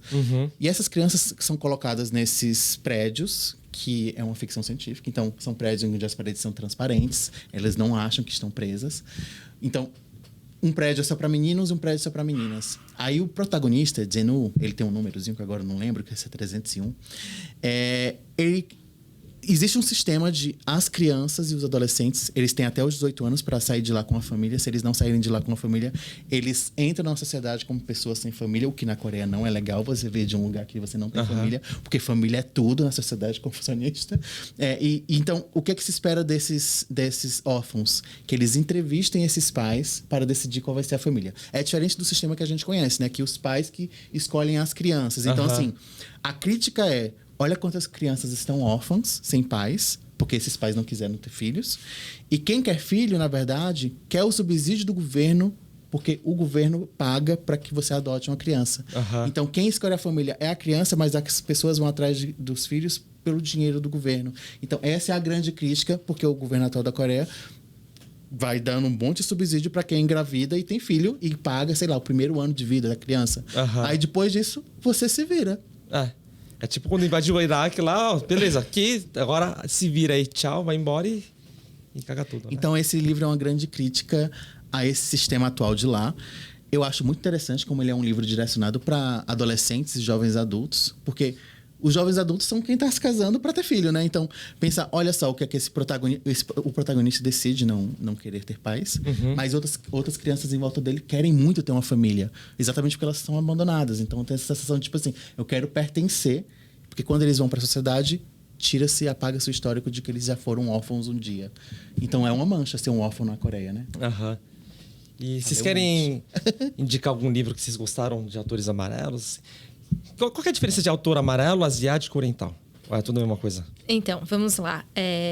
Tem todo um debate muito atual sobre os termos utilizados para definir raça, né? Preto, negro, amarelo, branco, por aí vai.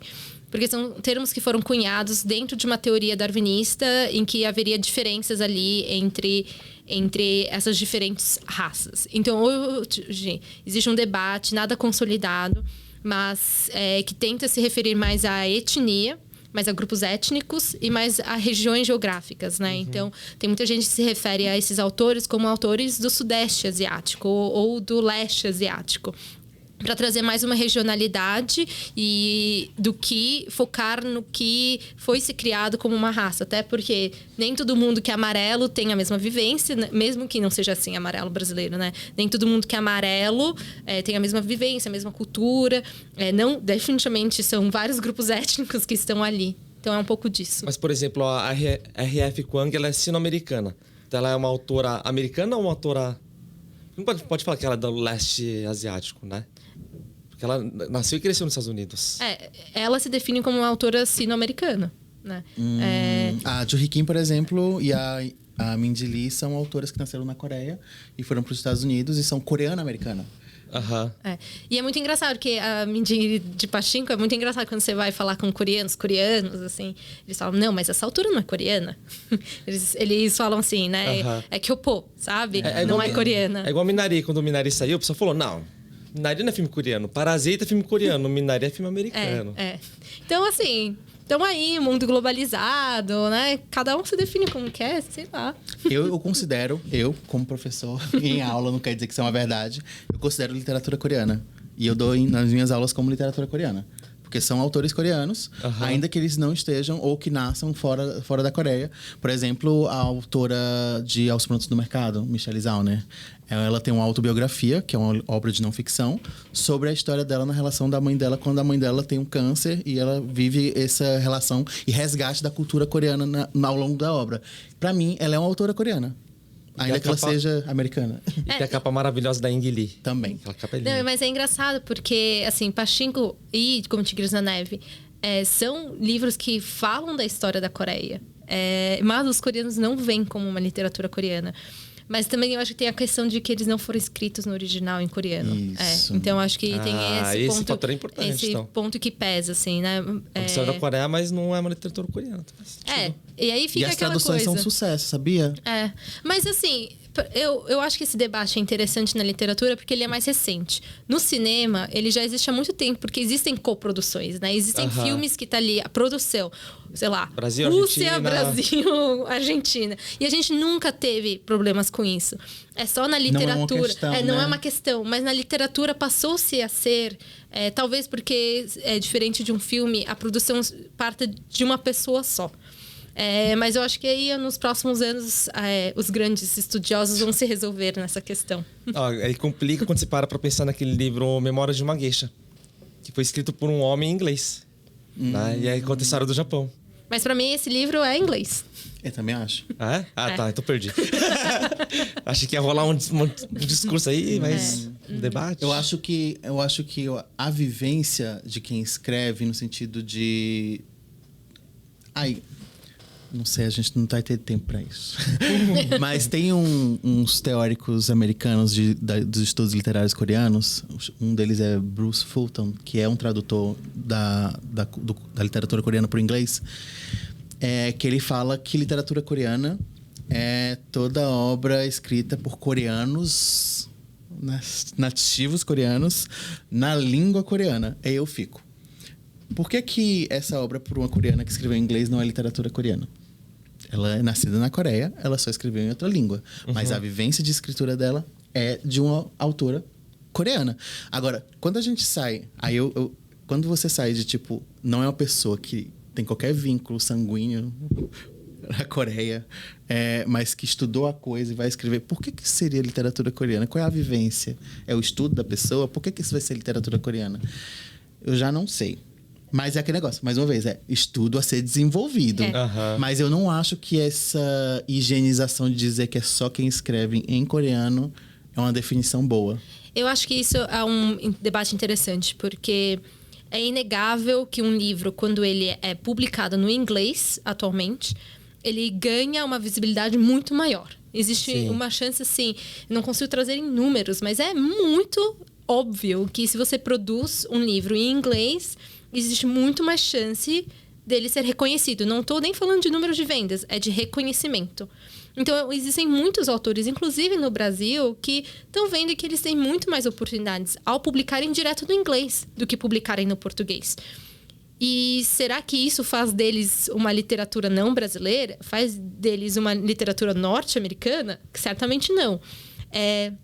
E a gente também precisa levar em consideração que provavelmente essa escrita em inglês por alguém que utiliza o inglês não como sua língua nativa é diferente de uma escrita de um inglês por alguém que tem inglês como sua língua nativa. E o inglês cada vez mais torna-se um idioma universal mais do que um idioma local. Então, a gente jamais falaria que um livro escrito, sei lá, pela Mint Lee seria um livro norte-americano.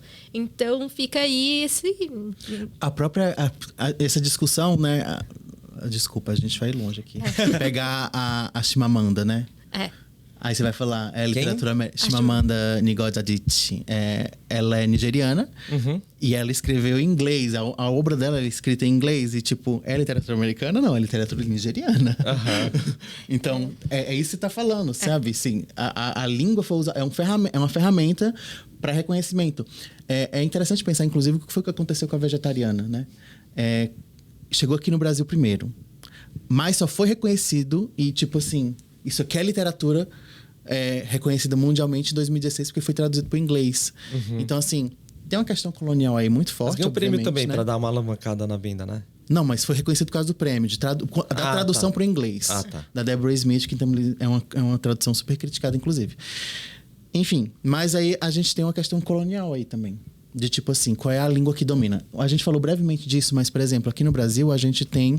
A grande maioria da literatura publicada no Brasil é tradução, que vem do inglês.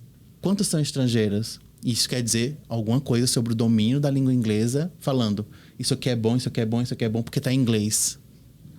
Não, é porque é o que tem mais fácil acesso, né? É mais fácil para a editora traduzir do inglês do que traduzir do francês ou... Mas quem está definindo o que é bom também são as editoras que escolhem publicar. Que são em inglês. E eu acho que isso leva várias camadas, na verdade. Porque não é sobre só acessibilidade. Porque existem tradutores aqui no Brasil de muitos idiomas. Não é só do inglês que existe, sabe? E pessoas que falam vários idiomas. Então, eu acho que a questão parte muito dessa questão colonial. De quem precisa validar que um livro merece ser lido.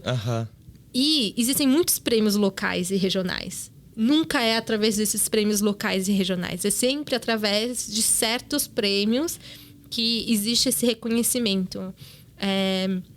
E eu acho que, assim, o ILT entendeu muito isso. A ILT é a agência literária coreana. Na verdade, eu nem sei se eu posso definir assim. É um instituto. É o instituto coreano Que é responsável... mantido pelo Ministério da Cultura. Porque, assim, soft power na Coreia é uma política pública. Uma política pública muito estruturada e de longo prazo. E o ILT passou por reforma. Antes funcionava de uma forma, agora funciona de outra. Como funciona atualmente? As editoras locais escolhem o que elas decidem traduzir. Parte-se dessa ideia de que as editoras entendem melhor o que o público quer consumir. O que, de fato, eu concordo e eu entendo.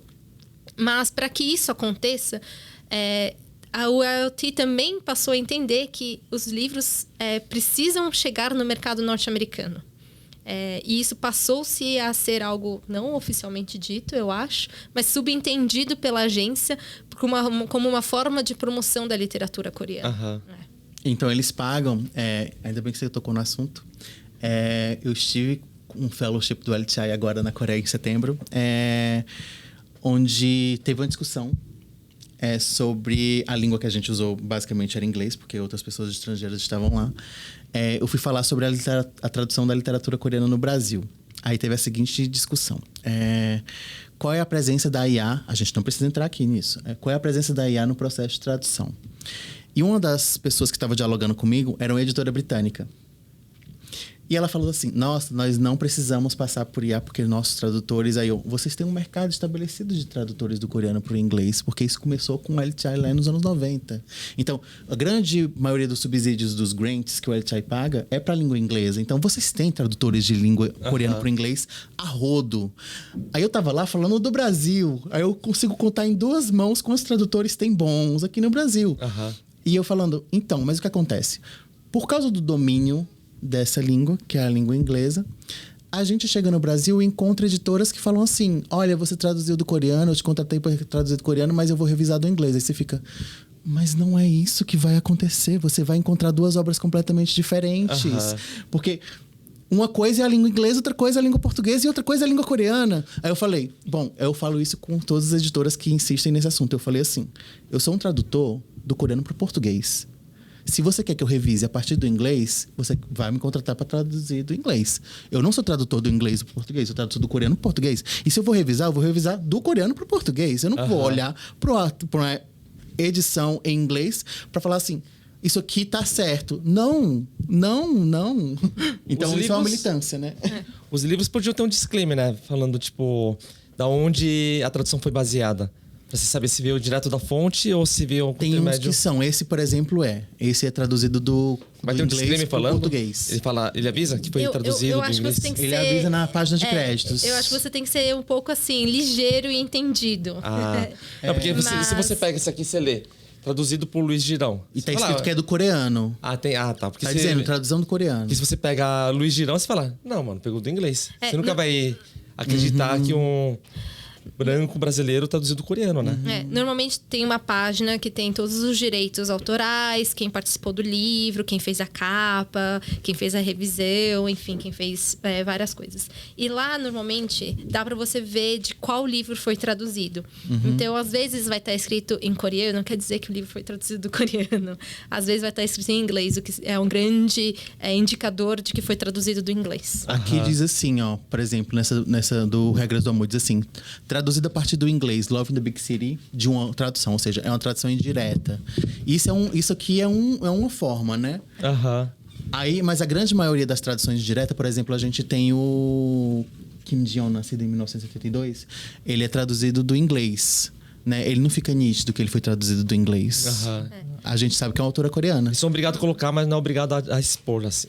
Mas por exemplo... Eles não são obrigados a colocar. Não?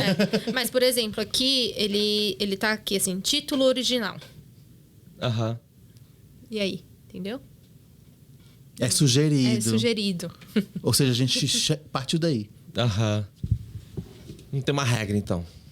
Não, as coisas estão mudando, né? Por exemplo, acabou de ser lançado, 2024. Mas esse aqui, que é 10 anos atrás, vamos ver como é que tá a página de crédito aqui. Calma, esse livro é de 2024?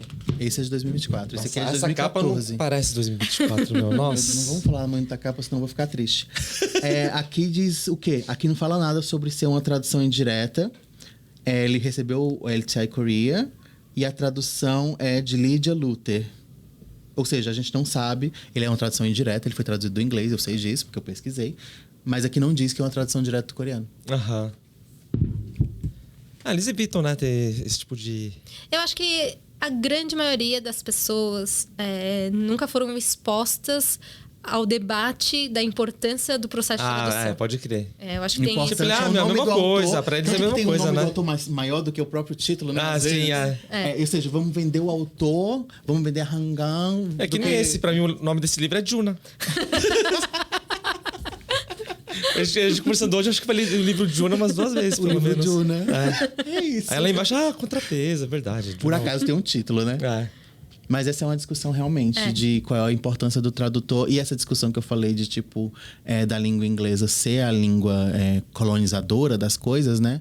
Ela não é realidade só aqui no Brasil. Todo mundo que traduz para o espanhol, em alguma medida, passa por isso. Todo mundo que traduz para outras línguas que não são as hegemônicas, passam por isso também. Então, por exemplo, dentro da Ásia, as traduções diretas do coreano para o japonês, para o chinês, enfim, é tudo direto. Ninguém precisa validar com o inglês. Mas quando vem para cá, o mercado daqui trabalha na lógica de o que é que o mercado em língua inglesa está publicando e validando como bom. E num resgate histórico, o que o inglês tem como papel hoje, o francês teve no passado. Sim. Então é quase como... Século XIX, né? A gente sempre teve essa referência como algo assim... a cultura francesa. Então, se os franceses... então é bom. No livro Babel, eles comentam isso. Que ela vai para Oxford para traduzir livros, essas coisas, né? Eles comentam, tipo, a língua inglesa e a francesa. Mas os top 3 livros da vida de vocês orientais ou... Comece você. Ixi, top 3? Nossa, não era um? Top... Não, top 1 difícil. Top 1 livro da vida. Nossa, não consigo. Enfim. Vamos de top 3. Vamos de top 3. Top 3 da vida. Da vida. Da vida. Ixi, pode ser top 3 da vida atual deste ano. Pode. Não, tá. Top 3 que você lembre agora. Não quer dizer que... Eu não preciso me casar com esses top 3. Isso. Você pode divorciar e amanhã você falar, não. Tá. Eu tô num ano muito particular da minha leitura. Eu passei por um processo aí em que eu tô me entendendo de outro lugar, como eu lido com meus dias, como eu lido com dedicação, esforço, enfim, trabalho e tal.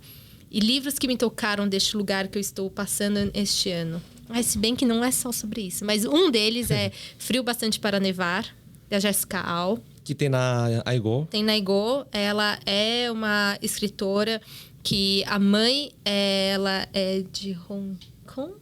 Não vou lembrar agora. Mas ela cresce na Austrália. E conta a história, na verdade, que não é pessoal dela, mas de uma personagem que vai para o Japão com a mãe. Outro livro que me tocou muito esse ano foi Esforços Olímpicos, que conta a história de uma moça que tem um PhD em que ela investiga porque atletas olímpicos conseguem dar o melhor de si, às vezes estão passando mal, mas estão ali, ao mesmo tempo que ela não consegue terminar a pesquisa dela. Então, é muito sobre esse lugar do que é trabalho e como a gente vê. E assim, esse ano eu me apaixonei pelo Edouard Louis. E recentemente teve um novo livro dele também, que é Monique... Nossa, agora eu esqueci. Ele acabou de participar do Roda Viva, né? Ele participou da Roda Viva ontem, né? Enfim, Eduardo Louis, ele é brasileiro? Ele é francês. Mas Roda Viva? Porque ele veio pra Flip. Assim, eu li todos os livros dele que foram traduzidos para o português. Eu tô me sentindo órfã dele. E aí eu tô assim, será que eu tenho que aprender francês? Tá nesse nível. Mas o meu livro que eu mais gostei dele foi Mudar o Método. O Método? Mudar? Nunca sei a ordem do título. Ele é romance ou é tipo autobiográfico? É autobiográfico. Ah, tá. Mas eu não diria que eles são os meus top 3 da minha vida. São os top 3 do ano. Aham. Mais uma vez eu sou monotemático se eu fosse falar do ano, mas de vida eu já falei de um que é Alice Através do Espelho. Um segundo é Ana Karenina, do Tolstói. Esse romance eu falo assim, todo mundo devia ler. Eu sei que ele é longo, eu sei que ele é grosso. Isso tá na minha lista. Esse é um livro que você fala assim, cara, em momento algum o narrador tá julgando, quem tá julgando é a gente. Aham. E ele é muito ardiloso na forma de narrar, de deixar a gente assim... Mas quem tá julgando os personagens sou eu. Ele que tá falando assim, ó... Vocês são os elementos. Aí quem tá... E a sociedade do século XIX, né? Uhum. Então, assim... Era muito essa questão de vaidade, julgamento. Então, a gente é colocado naquele lugar pela narrativa. Então, esse é excelente. E se eu fosse falar de literatura infantil, eu falaria Rio Cão Preto, da Suzy Lee, que é um dos livros mais bonitos que eu já vi na minha vida.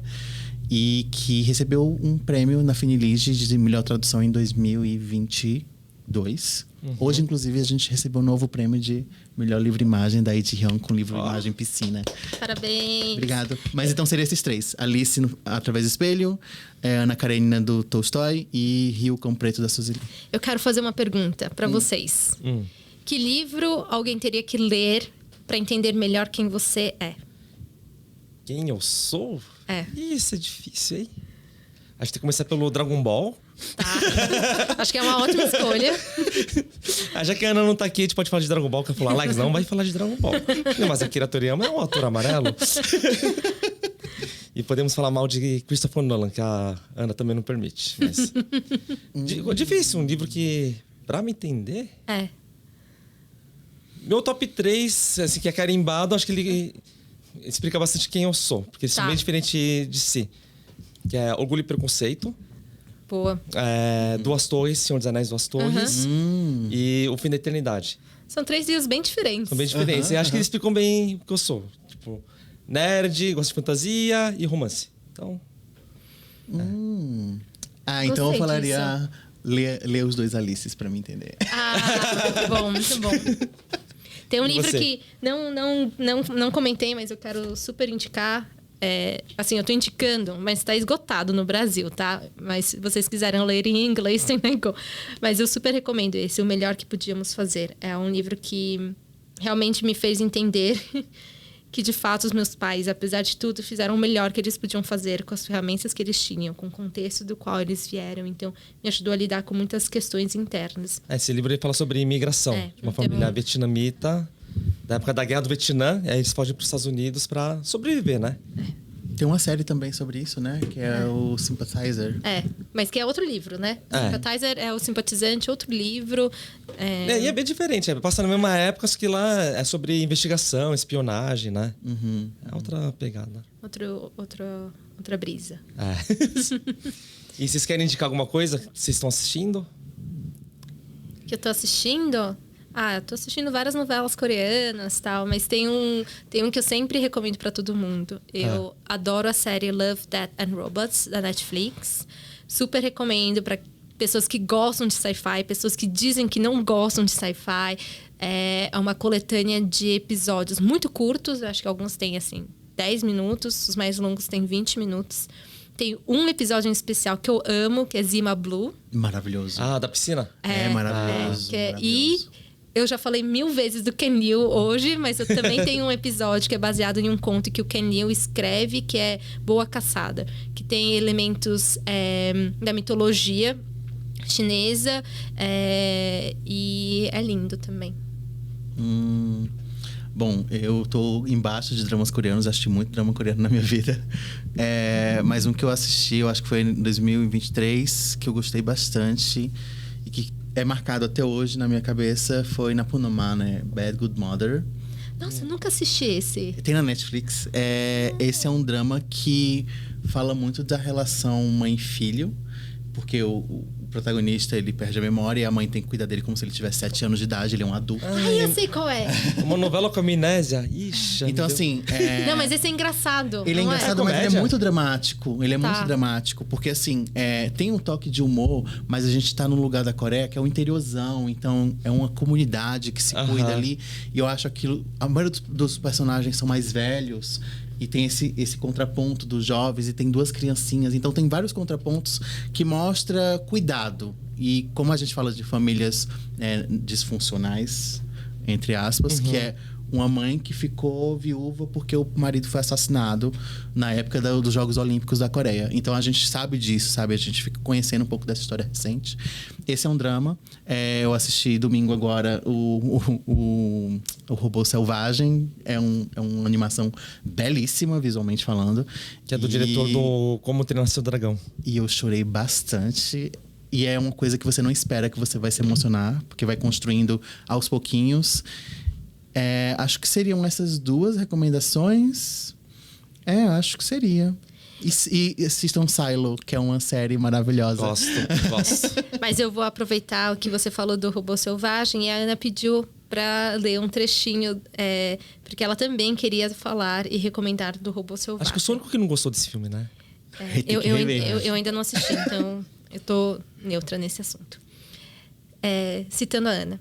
Assisti esse filme depois de ver o autor Peter Green comemorando seu livro infantil, tendo virado filme da DreamWorks. É o tipo de animação que funciona para adultos e crianças. Ri muito das pequenas ironias do filme. É uma história de um robô que acaba adotando um ganso com a ajuda de uma raposa.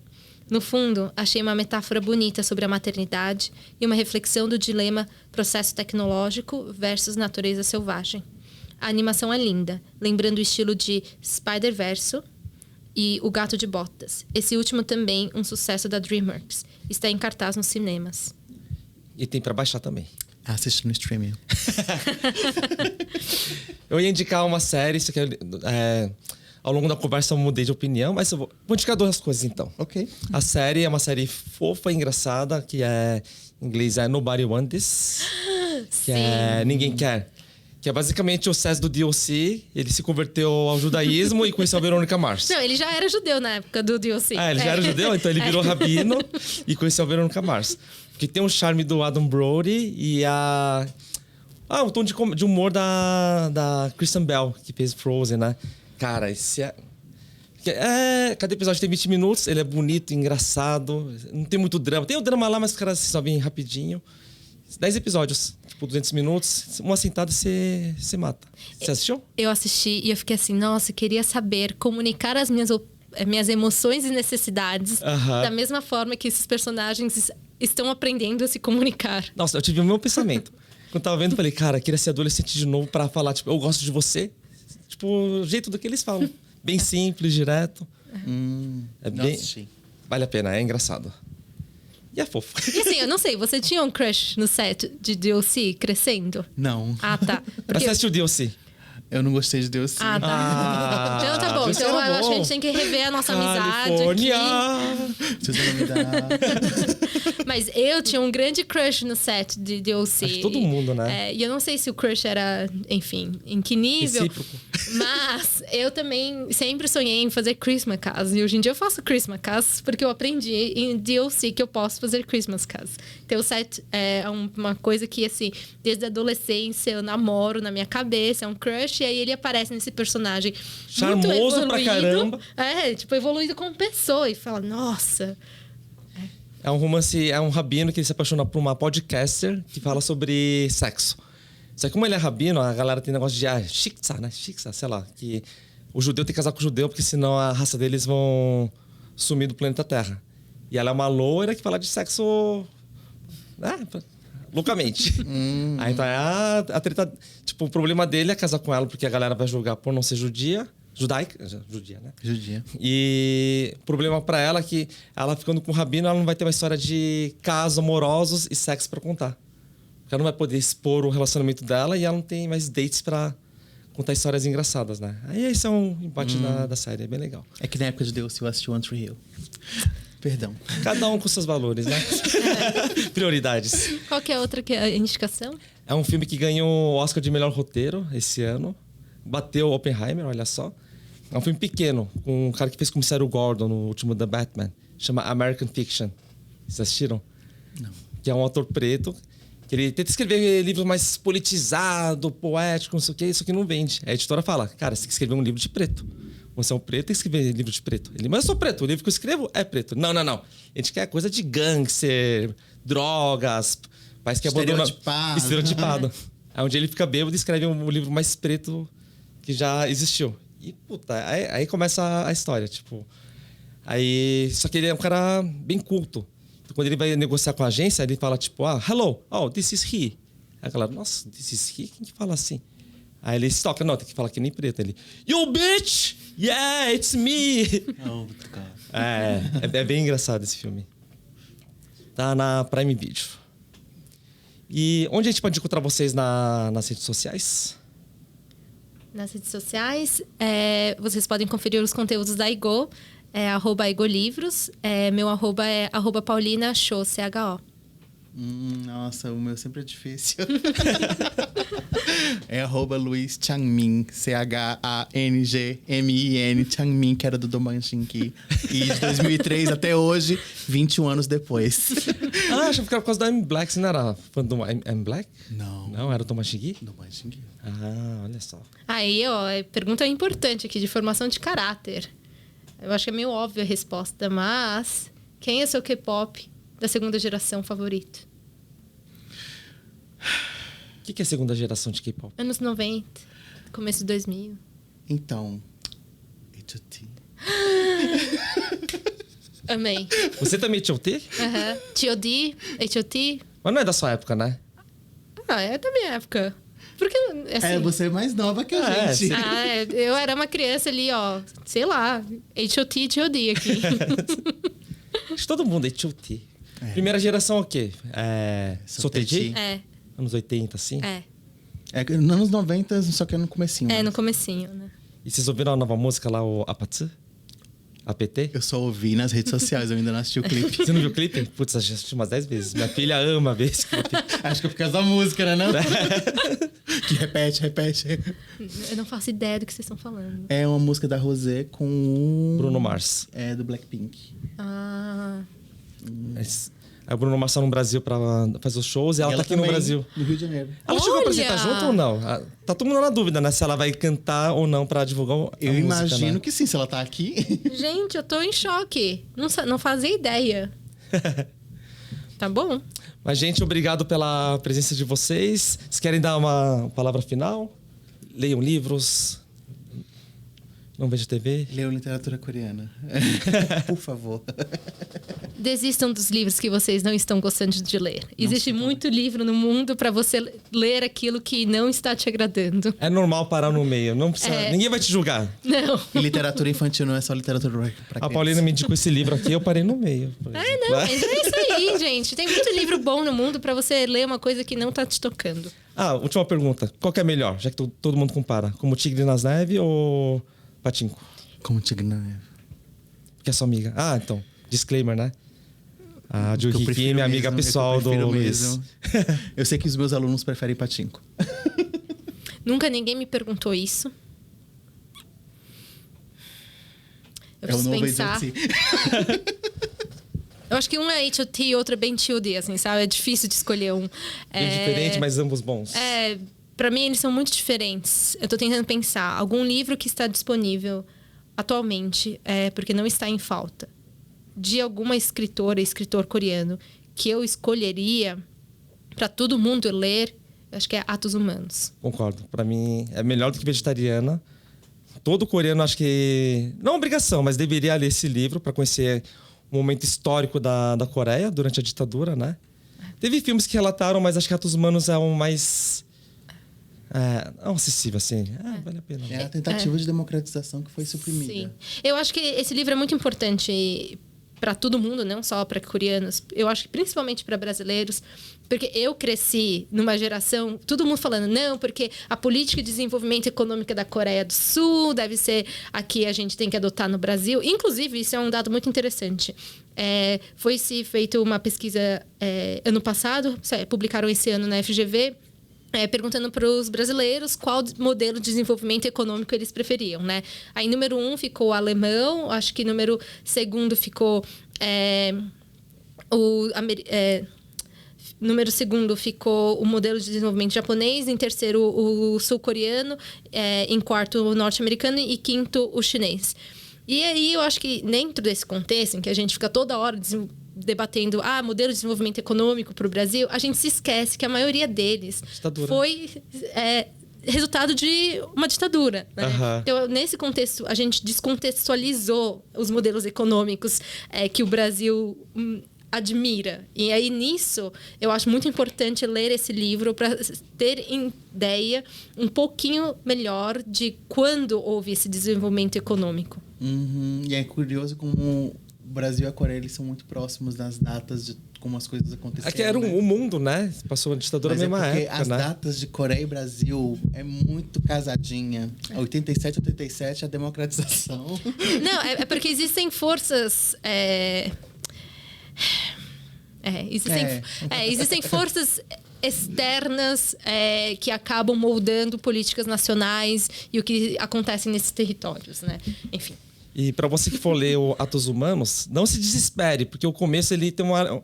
O linguajar é muito estranho, né? Vós sois, carmentei, não sei o quê. Tem uma linguagem meio difícil, mas no próximo capítulo muda o estilo de narrativa. Eu não sei qual que foi a escolha da tradução de manter esse formato. No coreano é assim também? É uma linguagem mais difícil? Tem uma diferença entre danshin e no, né? Aham. São duas formas de falar você. Putz, Então, quando eu foi leio Vós escolhida sois assim. em livro, já fico... Ai, Mas é uma técnica de estranhamento que a Han Kang escolheu pra narrar. Pra marcar o impactamente. Aham. Porque esse primeiro capítulo ele vai refletir todos os outros, que nem o livro então, da... é, que são praticamente 3 contos separados, só que eles conversam entre si de forma bem leve, né? Acho que é mais o último conto pro primeiro, né? Leve. Leve é um adjetivo novo. Pra falar de atos humanos, leve é Não, a conexão entre as histórias. é fluido. Porque a história do meio fala sobre fantasmas, né? E o último conto, ele conta de alguns personagens que aparecem no primeiro conto. É conto ou são capítulos? Agora São capítulos de um livro, que é um romance. Ele é um romance histórico. Uhum. E cada capítulo é focado numa personagem, mas todas as outras personagens, depois do primeiro capítulo, se ligam a esse primeiro personagem, que é o Dongho, né? Que é o garotinho do título original, que é Sonyeonda, né? O Garoto Vem, que é o título em coreano, Aham. que ficou Atos Humanos por causa da edição em inglês. Mas uma ótima dica. Acho que pra mim também, se fosse indicar um livro coreano pra alguém, era Atos Humanos. Bom, beleza então. Obrigado. A gente que agradece o convite. Obrigado. A E vamos conversa fazer foi uma longa. segunda parte com a Ana, né? Sim, Pode ser, vamos. sim. Eu Com acho que- livros brancos, talvez, não sei. Brincadeira. ou só com fantasia? Eu fecho, topo tudo. Acho ótimo. Fantasia é bom. Obrigado, gente. Obrigada. Obrigado.